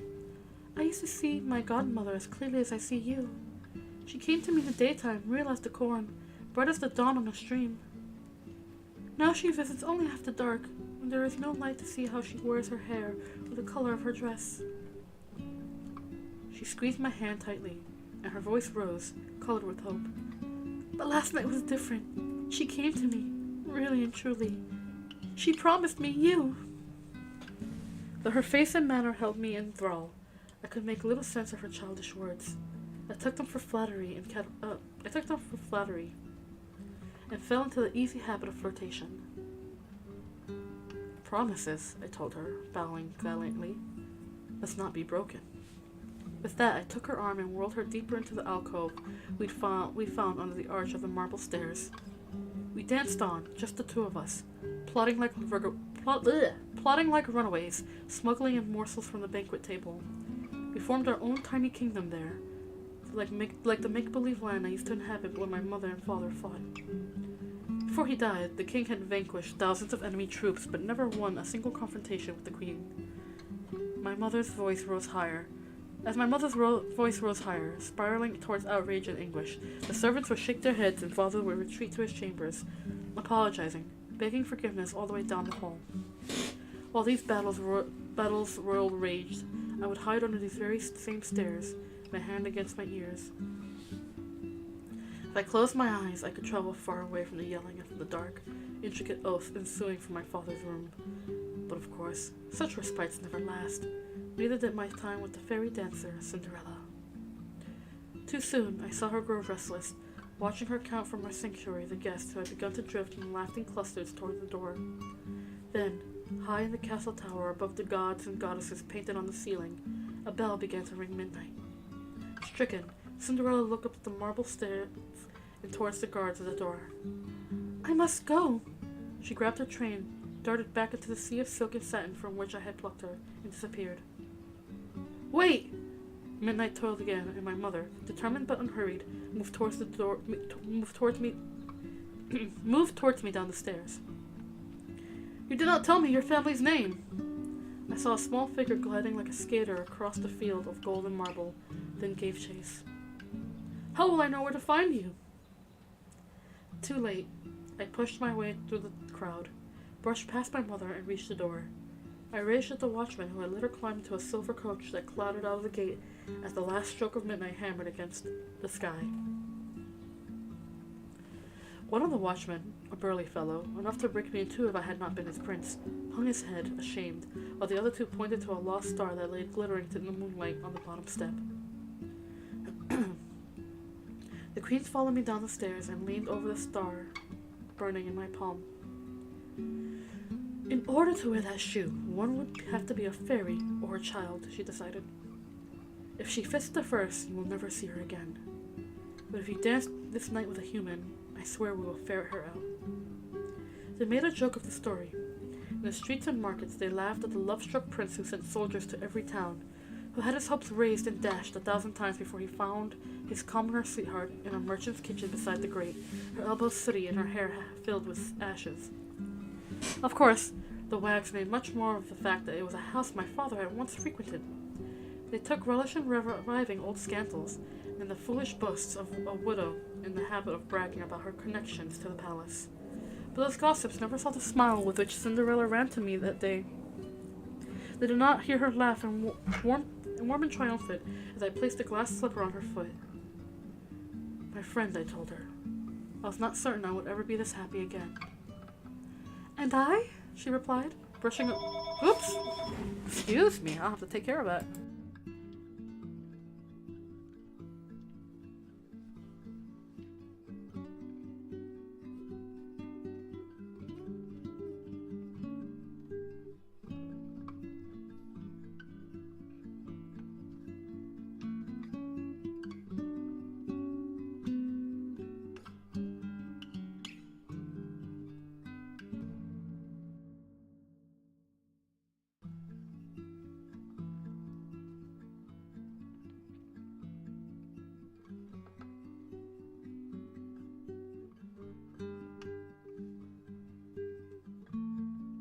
Sorry about that. That was Creator calling me. He had stepped out to run some errands. He's just letting me know that he's on his way back. He's on his way back. He's being a good dad. Let's see.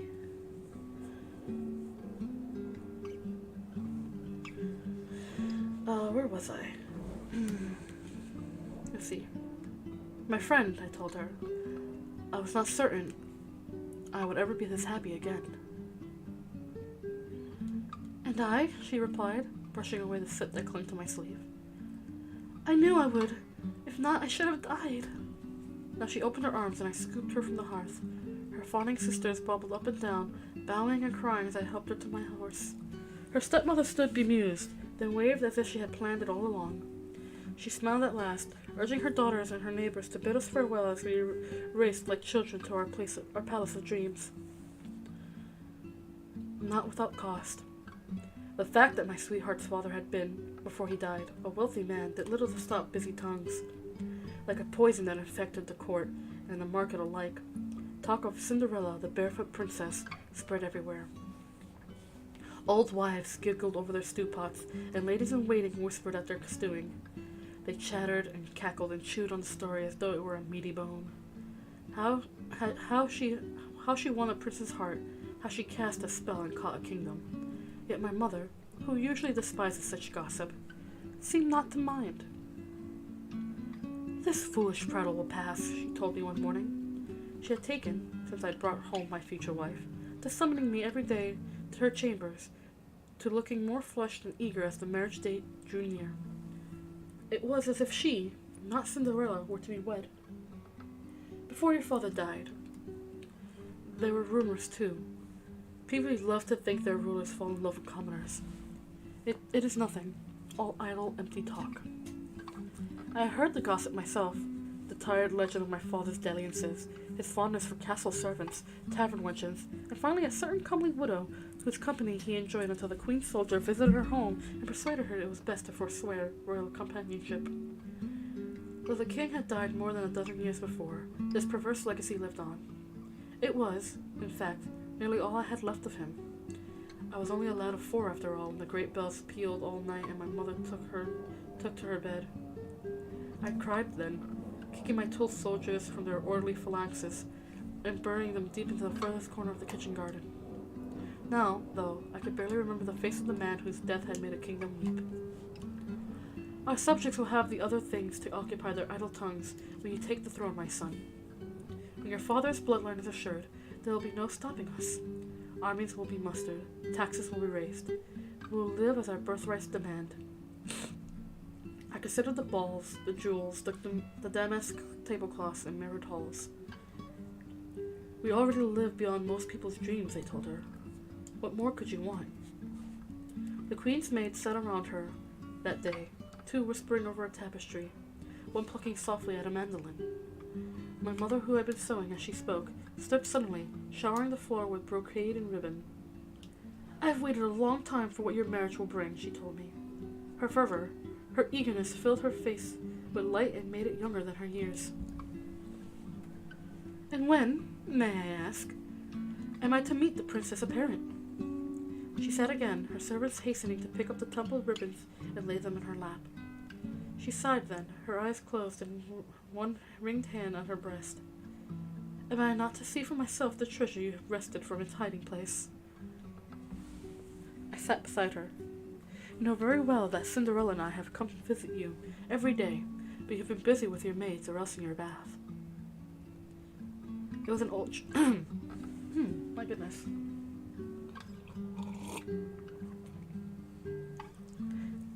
It was an old trick of hers, making me wait. I recalled running into her chambers as a boy, with some urgent news, some childish triumph. I would stand outside the intricate, sweet-smelling room of hers, slices of laughter fluttering out to me whenever the door opened. Like an exile from the promised land, I yearned to be let in. Sometimes it was days and days between my glimpses of her, so that at last nothing seemed as important, nothing as wondrous, as what I had been denied. It was not until the wedding day that my wife and my mother met face to face. In the interim, my sweetheart and I walked in the garden, took rides in the woods. Through all along I sensed that my orphan darling, just like the motherless boy I had once been, was waiting only to meet the queen. Finally, to my sweet relief, the bells rang, our carriages lined up for the ride to church, and the horses stamped, their breaths smoky in the morning air. The queen, decked in fur, put her white hand into my bride's and smiled thinly. The new princess, unschooled in subtlety, missed the condescension that set my mother's face as if it were carved. All Cinderella saw, to judge from the admiration that shone in her eyes, was a dark-haired beauty who burned like a cool taper beside her own bright flame. And flame she did. Her dress was white silk lined with ermine, picked by my mother for its icy elegance, but my sunny love outshone her chaste gown, as lovely a bride as any dream could conjure. All the way to church, waving to the crowds from our velvet nest, the people's barefoot princess trailed beauty like streamers as crowds of goggle-eyed children chased our carriage down the street. Later, as we spoke the marriage pledges, our words trembling doves in the dark chapel, I watched tears trace her cheeks and melt into her smile. That night, all the cruel gossip seemed forgotten. It was a small price to pay as I last led Cinderella to a candlelit room and closed the door. I took her hand and stooped to blow out the lights beside our bridal bed. But her hand and her voice stopped me. No, please. I can't see how lovely it is in the dark. I shook my head, but obliged her. Then, with all the yearning I had learned to stifle, with all the love I had saved, I untied her bodice and bent to kiss the brand new face of love. She lifted her mouth to mine, but pulled back as I tried to unlace the shift that covered her breasts. Do not take it off just yet, she said. Let us dance first, you and I. She held her slender arms out to me, and looked so like a child begging for one more sweet, that I walked into her embrace and held her fast. We whirled around the room while she sang off-key an old peasant song I had not heard in years. This is the way it was the night we met, she told me.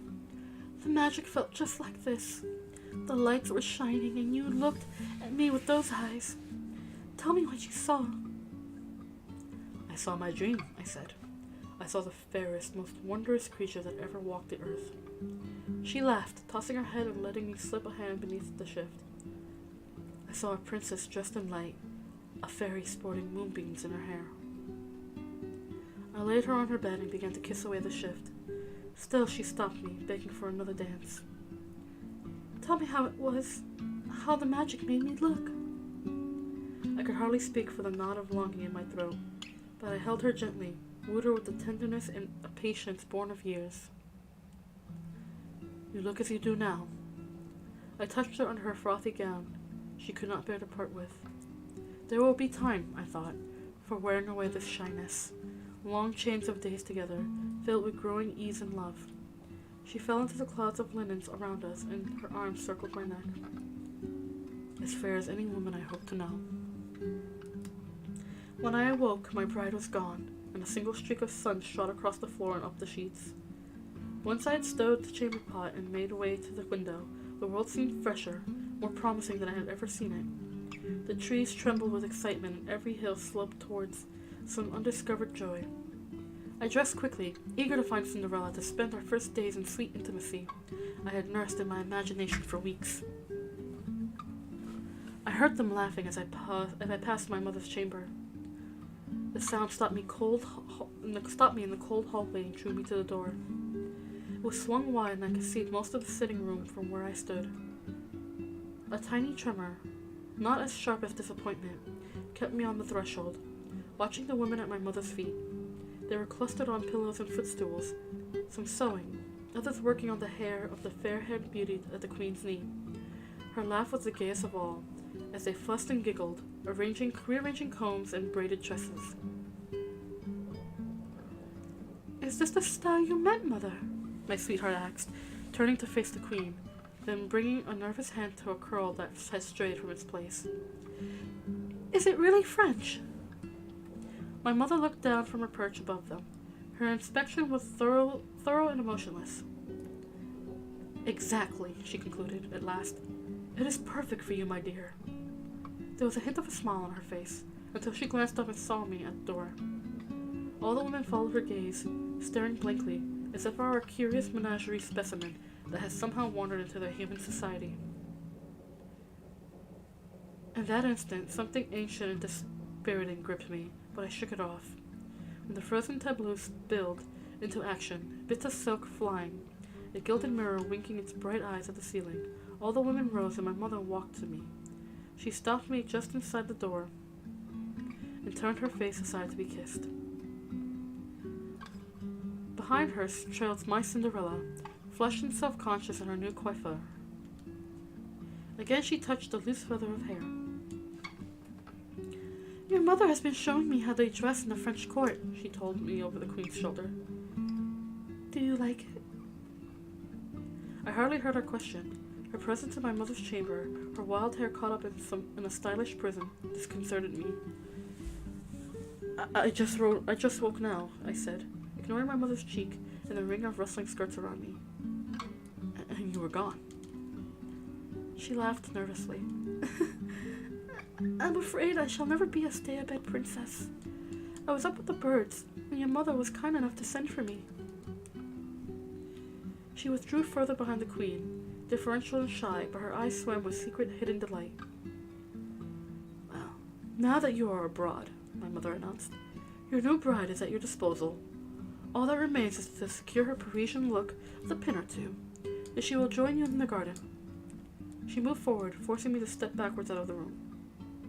"Surely," she said, smiling at the women around her, "a prince's passions can be reined for fashion's sake." She nodded at one of the women who reached for the door. "And French fashion at that." As they were shutting away from me, I heard the laughter start up again and saw my princess giggling with the rest, one hand raised delicately to hide her mouth. She spent most of that day with the queen. She stole back to me between her lessons in royalty, rushing to share each fresh marvel, each trinket or mannerism that removed her further and further from the sweet openness with which I had fallen in love. When dinner was over and the night pried her from my mother's side, I proposed a different sort of lesson. "Let us ride tomorrow, just the two of us," I said. "I know a stream that will take us far from courtly curtsies and gossip, a place made for whispers and long embraces." "Oh no, we cannot," she told me, alarmed. "We must not. Your mother has arranged for 3 of her finest seamstresses to fit me tomorrow. Besides, why on earth would you want to leave the castle?" Her question stung only a little, a tiny prick like a spring bumblebee's. Who would ever want to leave such happiness? "My love, your heart and not your eyes should tell you where happiness lies." I took her in my arms, remembering the night we had met, the way she had laughed without affection, had looked at me. I took her in my arms, remembering the night we had met, the way she had laughed without affectation, had looked at me with the steady, direct gaze of a child. "Surely you know that gowns and perfumed lace conceal and deceive. Sweep them away, toss them aside, and there is truth." She pulled back from me, her sparkle turned hard. "Sweep them away?" Her lips pursed as if she had tasted something bitter beyond words. Toss them aside? Who are you to preach simplicity? I have done without your sweet deceptions my whole life, and while you were playing at draughts and bending your knee to nothing more demanding than a dance tune. My dear bride, I told her, my mother is full of beguilements, but you must... I dreamt of your despised curtsies, while I lived a life of truth and ashes. Your gowns and your gossip kept me alive with warm with desire. She walked to the window, pulled back the curtain and stared at the garden, frosted with moonlight. Sweep them away? I would rather die. Her back was as straight and narrow as a flame. From the bed, I spoke to that small, imperious spine. Can you not see what the queen is doing? I asked. She wants to mold you, change you. And possibly her back grew straighter still. She wants to put out your spark, to leave you cold and false. My love, you are to be a mirror in which she sees herself. Cinderella let the drape fall back, pale fists at her side. I hope she can mold me. I pray that she will. She moved forward like a sleepwalker, her voice low, her eyes misted, unfocused. When I lay by the hearth without a mother or father to warm me, when I scrubbed and slopped and hoed, when my hands and feet turned raw from the cold of the barn, I dreamt of a beautiful woman who would love me. But dearest, and now I have found her at last. Your mother looks precisely like the fairy guardian I conjured out of loneliness in her. She has come back to me, more beautiful than my childish hopes. Is it not time, my love, to put away your godmother's imaginary spells, to give up these sad old dreams? I led her to the mirror beside our bed. I turned her to face the two of us in its glass. Here is your new present and your future. Here is your new life. She studied our reflections, but her eyes seemed to peer deep inside the glass, behind my consternation, past her own loveliness. Old? Sad? She said, mocking me. Sad enough to turn a house witch into a princess. Old enough to make a queen my mother. A mother who will stay with me always, just as I dreamed. I am with you, too. My tone was petulant. I even heard the small boy's whine behind my words. I'm sorry I made you unhappy, Mama. I have been so lonely without you. Perhaps moved by my pitiable tone, Cinderella came to bed then, sat beside me while I unbuttoned her jeweled vest. Like an obedient pet, she allowed me to undress her until I tried to slip the long layers of the petticoat that rustled around us. Wait, she begged as before, her eyes staring so deeply into mine, I thought she had found a new mirror there. Tell me how it was that night, how you fell in love with a fairy princess, how she danced and whirled and stole your heart away. When a kitten slips his head beneath your hand, it is little enough trouble to pet it, to stroke the soft head and back until it purrs. She required only a few words, a memory that pleased us both. So I told her again how she shone at the ball, how no eyes could look away from the lovely dancer, how the hours like minutes as the blue satin swept around the room and the glass slippers spun webs of light across the floor. As I reached the litany, she held me tight, her nails digging through my shirt. Each time I paused, she pulled away and held me at arm's length, laughing. More, she demanded, tossing her head like a spoiled child. Tell me more. And like a doting fool with a pretty changeling in his lap, I helped her see it all again.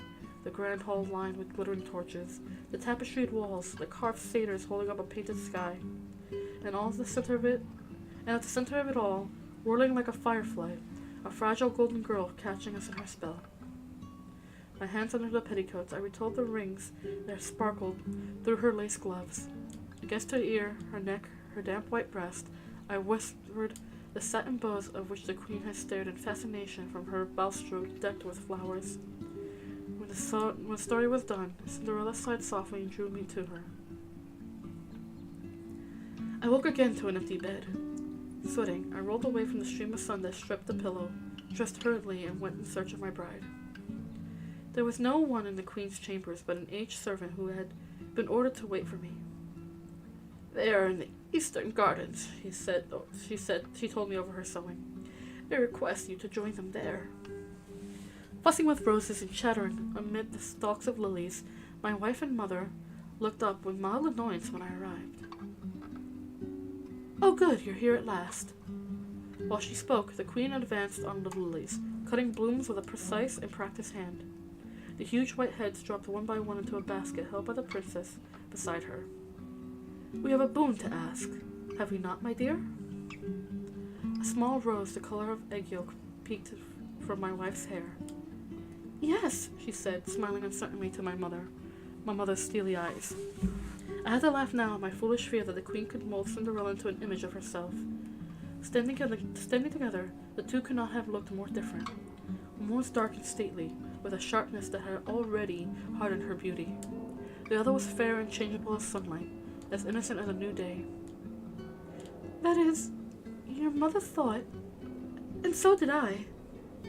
It would be a wedding gift," my mother finished for her. "A way of announcing your choice to all the world." She bent to snip a calla, as it stood again, the silver shears flashing. "A way, too, of putting an end to vicious talk and preserving honor in the wake of your somewhat hasty match." I knew of the talk of the Princess Cinders was painful, not only to the queen, but to my love as well. "Worthy goals, alls," I admitted wearily. "But why are the means so long in coming?" The queen turned to cut another flower, while my sweetheart raced to place the basket by her side. "Not long at all," Mother announced, "provided a little decisiveness can be mustered to undertake a somewhat distasteful task." "Such as?" She faced me now, forcing the princess to scurry to her other side. "We want your bride's stepmother and sisters executed." I could hardly believe my ears. I searched Cinderella's face for a trace of the horror I felt myself, but in the countenance she raised to the queen's, I only saw adoration. 3 lives lost for honor's sake? I could not hide my outrage. What sort of honor is it, Mother, that requires human sacrifice? The basket of lilies dipped, their ponderous heads rolling around in its rim. Dipped in the basket, the ponderous heads rolling around in the rim. If honor breeds such schemes, I would hate to see the work of knaves. "Is it knavish, then, to right wrongs?" The queen, hooking her shears to a chain around her waist, bore down on me, and the princess backed away. "To avenge the trials and strife your wife has undergone?" "Those are avenged in her every day with me." I stepped to my bride, forcing her to face me and look into my eyes. "My friend," I told her, "you are my princess and my wife. Do you need to draw blood in confirmation of our love?" Like the sun drawn to the earth, my wife's eyes left mine and sought to support in my mother's tranquil smile. I only want to know that our love is stronger than fear, that those horrible women can never hurt me again. Last night, while you were sleeping, I thought I woke beside the grate again, covered with ashes. My eyes were filled with smoke and my head ached from the names they had hurled at me like stones." She lowered her head now, and her voice dropped to a whisper. "Cinderella was the least of them. I cannot tell the rest." I took the basket from her and would have put my arms around her, but the queen drew her aside. "You shall not suffer so again," she said, an overblown theatrical pity in her voice. She looked back at me as she led the princess away. "Not if you have a consort who will strike a blow for love." She paused, and both women turned to face me. "Not if he can overcome his fine scruples long enough to set us free of the past." "Sorry, Boo-Boo, here you go." "Nope, you want to lay on it? Go ahead, lay on it. It's nice and warm, go ahead. Sleep on it, Boo-Boo. There you go, buddy. Oh, such a good boy. Booby wanted to get into his hammock and get all nice and cozy. It's a very chilly day. They left me with the blank-faced lilies. I circled the garden until the flowers had closed and the grass was wet with dew. To set us free, my mother had said. I remember now the stone house where I'd found Cinderella, and the 3 women who had stood, open-mouthed, as I carried her off. My bride's stepmother, I realized with a dawning horror, might have been the very widow whose easy embrace my father found solace so long ago. I thought of the simpering pair who had called Cinderella's sisters and kissed her farewell as we rode. Perhaps those sorry women were more my sisters than hers. Had my mother waited, biding her time until she could work this hideous revenge? Had it been in her mind the night of the ball, when she leaned over the balcony and pointed out my love? I did not go to supper that night, but spent hours in my father's deserted chambers reading his old decrees. There were edicts governing taxes and farming, commerce and war. There were gifts to churches. And covenants and bans on unfair trolls and teethings. In all these instruments I found a voice I dimly recognized. Though many of these documents had been cancelled by the Queen's Council, they spoke with kindness and respect to people who supported the crown through long days of endless toil. This voice, this kindness brought back a moment that until now had been lost to me. I saw myself and my father on one of his rare stays at home, a brief sojourn between foreign wars. I was perhaps 3 or 4 years old and had played all day without remonstrance by his side. "You shall be a dainty prince, will you not, lad?" he asked, laughing as I pulled both my small feet into one of his boots. I laughed too, hopping about in that giant buckskin until I tumbled to the floor. "You must not be a cruel king, huh?" He leaned down from above me, his smile suddenly vanished. "You must not rise by oppressing those below you." I remember nodding then, because he looked so solemn, but I had no idea what he meant. And now I searched through his legacy, the whole body of royal law. I saw no countenance of arbitrary execution there, no circumstances that allowed for punishment without crime. When my taper at last failed and my eyes were closing on my own frightful visions, I stole softly to our bedroom and lay down beside my sleeping wife. I hope I might dream, might travel back to that day spent with my father and ask him for advice. But I never slept at all, only lay awake listening to Cinderella's light and easy breaths. The next day, neither my mother nor my wife left me any peace. The Queen made speeches about loyalty and duty, while my love sat beside her, nodding like an eager puppet. Though I had hoped her natural kindness would dissuade her from such madness, she found every chance, even when we were alone, to plead for the death of her family. For 3 nights she wept and relived the hurtful past, and nothing would move her from the Queen's plan.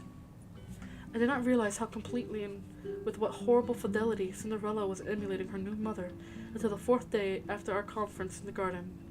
I woke that morning to find her still in bed beside me. At first, I was delighted to think that she may have chosen my company over the Queen's, as if to assure myself she was real, and not a dream conjured up by a greedy heart. I touched a spun-glass curlet by her ear. "Good morning, Fred," I whispered. "I am glad to find I married a stay-abed after all." But the eyes she turned on me were moist and ringed with blue shadows. Her skin was pallid and her voice small and tired. "It is not for pleasure I lie here," she said, "but rather for the lack of pleasure I once rise." "Why, what is lacking for you, love?" I asked. "You need to only tell me and it is yours." She raised a pale hand to her forehead and looked at me through half-closed eyes. "I have already told you, yet you will not save me from the demons that pursue me."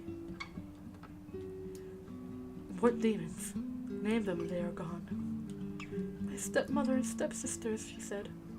"The ghosts who trial shame and pain,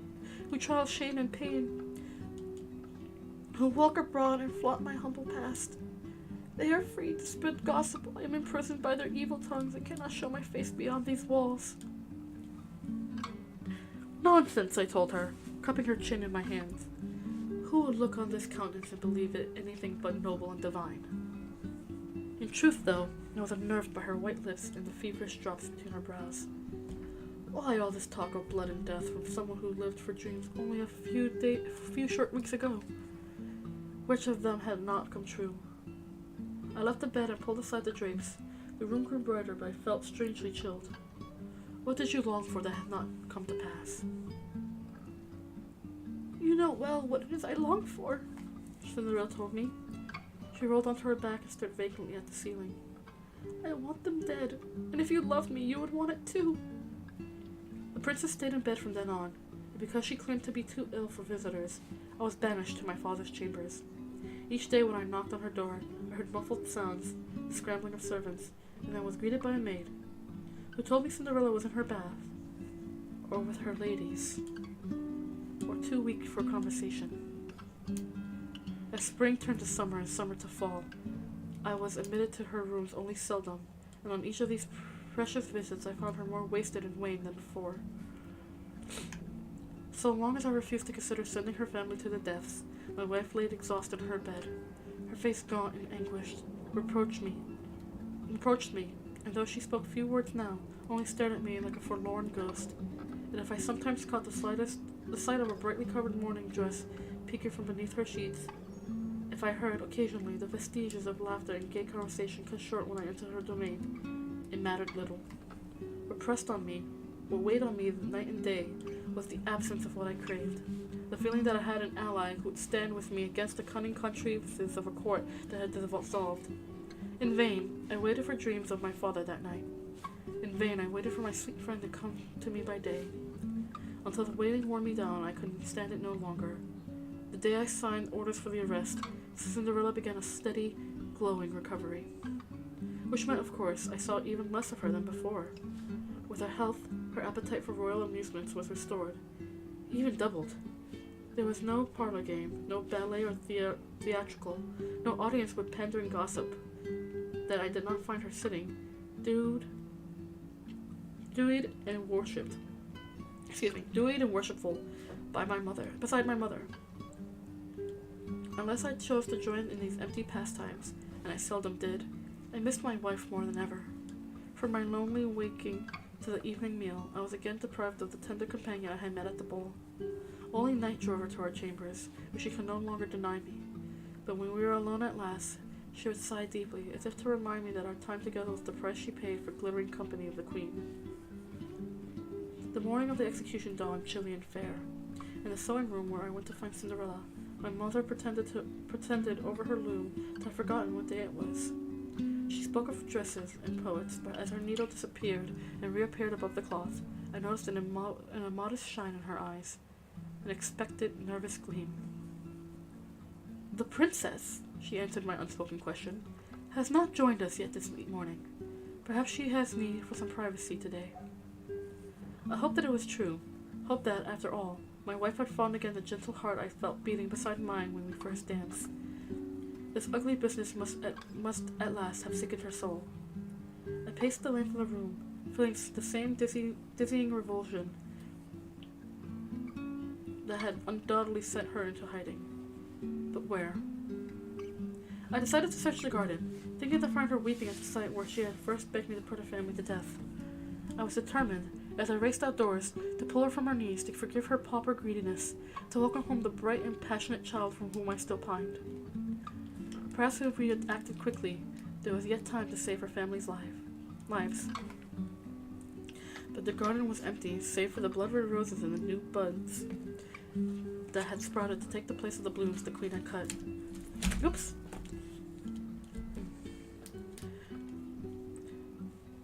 Oof.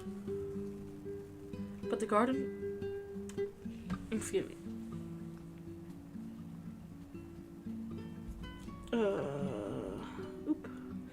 But the garden was empty, save for the blood-red roses and the new buds that had sprouted to take the place of the blooms the queen had cut. As I started back to the palace, I met one of my mother's serving maids coming back from the market. Wearing a rough brown cloak over her head and scrambling up the rock-studded path from town, the girl was in such a hurry she nearly ran into me. There was something in her furtive, headlong rush that made me certain of her mission. Though my mother feigned indifference, I knew she must be eager to confirm the executions. There seemed little doubt when she had sent a servant to witness the gruesome spectacle. Suddenly, my own guilt and anguish over the event seemed focused on this innocent messenger, and I stepped into the middle of the path to block her way. I could not bear to let her run to my mother with her bloody news, as if I could prevent the deed by bearing its report. I grabbed the poor creature by the shoulders in order to stop. When the cloak fell away to reveal Cinderella's spun-glass hair, I backed away, astonished. "I saw it all," she told me, a broad, ingenuous grin lighting her face. "I even got a lock of Lucinda's hair." Triumphant, she held up a curly queue of fine dark locks. I turned my head away as if it might burn my eyes. "You should have seen the people," she went on, her eyes shining. "They were all pushing and shoving behind me, but I stayed right up front. That is how I managed to get this lock. I walked up and pulled it off her before anyone could stop me." I had not seen my bride so animated since the night of the ball. She had forgotten all her lessons in refinement and was aglow with her old unbridled eagerness. "Their bodies did not twitch at all afterward, but you should have seen their eyes roll. I looked right at them, and I swore those 3 horrible heads knew just who I was." She was panting with excitement, as if she could not part with the details fast enough. "There really was not very much blood, you know. Stepmother bled the most, but that is because she fought the axe man the hardest. You would not believe how she wriggled and cried out. Why, she was down on her knees before they even put her neck on the block. 'Fetch my stepdaughter,' she cried. 'Send for the princess. Tell her what they are doing to us.'" Pausing for breath, she undid the cloak from her neck and stood, proud and radiant in a pale yellow gown. "How I wanted to speak up and tell her I was there. I wanted her to look straight at me when the axe fell." My head was spinning, and a poisonous, bitter taste filled my mouth. I closed my eyes on her brightness, but her happy voice found me still. "Of course, a princess cannot afford to be seen in the streets like that, so I kept my peace and pulled this old cloak tight around me." She paused again, a touch of indignation softening her relish. "I really wish they let me take a lock of stepmother's hair, too. If the executioner had known who I was, he would never have dared push me away." That night it was I who took to my bed. Pleading illness, I bid my wife good night at the door in our chamber, and went to sleep again in my father's old room at the end of the hall. I was hardly guilty of deception, since the minute I lay down, I was swept by trembling and nausea. I closed my eyes and, sweating mightily, let the wave of sickness wash over me. The rhythm was somehow reassuring. The pain and then the brief reprieve, the quiet, hopeless space in which I could fit 1 or 2 breaths, succeeded by the harsh grinding pain. Absorbed in this pattern, surrendering to its awful symmetry, I fell at last into a dreamless sleep. It was the next day I met Lynette, a dairymaid in the palace stables. Of course I had seen her before, plump and charming and careless. She laughed too loud, slapped her thighs, and was forever picking straw from her hair. It was not hard to guess how it gotten there. All the stable boys and several of the kitchen crew found endless excuses to tarry in the milking barn, as I could not blame them. As my old days grew emptier and my nights more hounded by guilt, I began to spend hours at a time lulled by her guileless chatter and her generous impulses. "If you like the milk of cows," Lynette took to telling me, winking haughtily and cupping her mountainous breasts, "you shall find much sweeter here." Day after day I was drawn back to her like the rest. The queen and my princess never missed me, so there was nothing to prevent my trips to the barn. Besides, there was something cleansing about the sweet breath of the cows and the steady rhythm of buckets filling as Lynette milked. At first she took no special notice of my presence, but soon she must have sensed my need, my desperate case.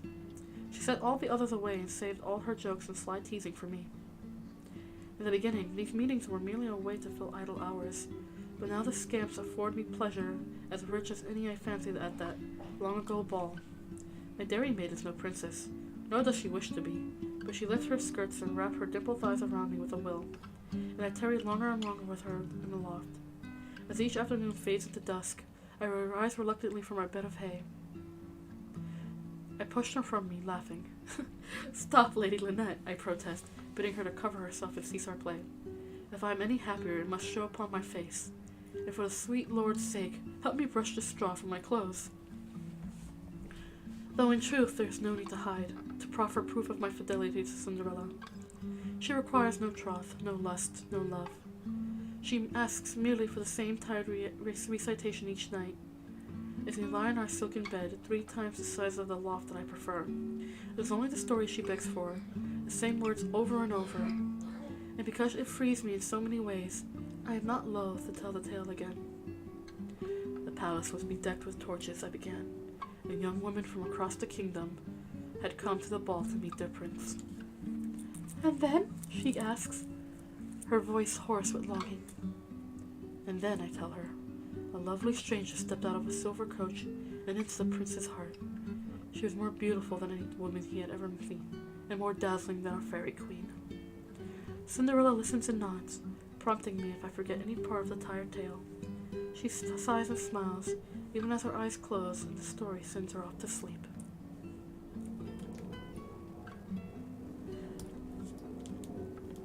And that is the end of story time today.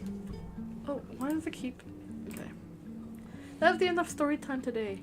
A 2+ hour stream. Just a little over 2 hours. Nice little 10 minutes over the stream. But yes, that was Mother's Love and Ashes. A Hansel and Gretel and a Cinderella retelling. I hope you guys enjoyed that. I hope you guys are liking the story so far. I think these are wonderful. Next time we'll probably end up continuing, if not finishing the book. Let me double check. There we go. Let's see how many more chapters we got. 1, 2, 3, and 4. We have 3 more chapters left, so I think next time we will end up having a little bit of a longer story time, and I'll finish those 3 stories. So, thank you all so much for being here. Thanks so much for sticking around. I hope you guys are enjoying the stories. And remember, hug your friends, tell someone you love them, and be a force for good in the world, because goodness knows the world needs more goodness. I love you guys so very much, and I'll see you guys tomorrow for Amori. Okay, guys, you take care and have a wonderful rest of your day, night, evening, whatever, and I'll see you next time. Mwah! And take care. Bye!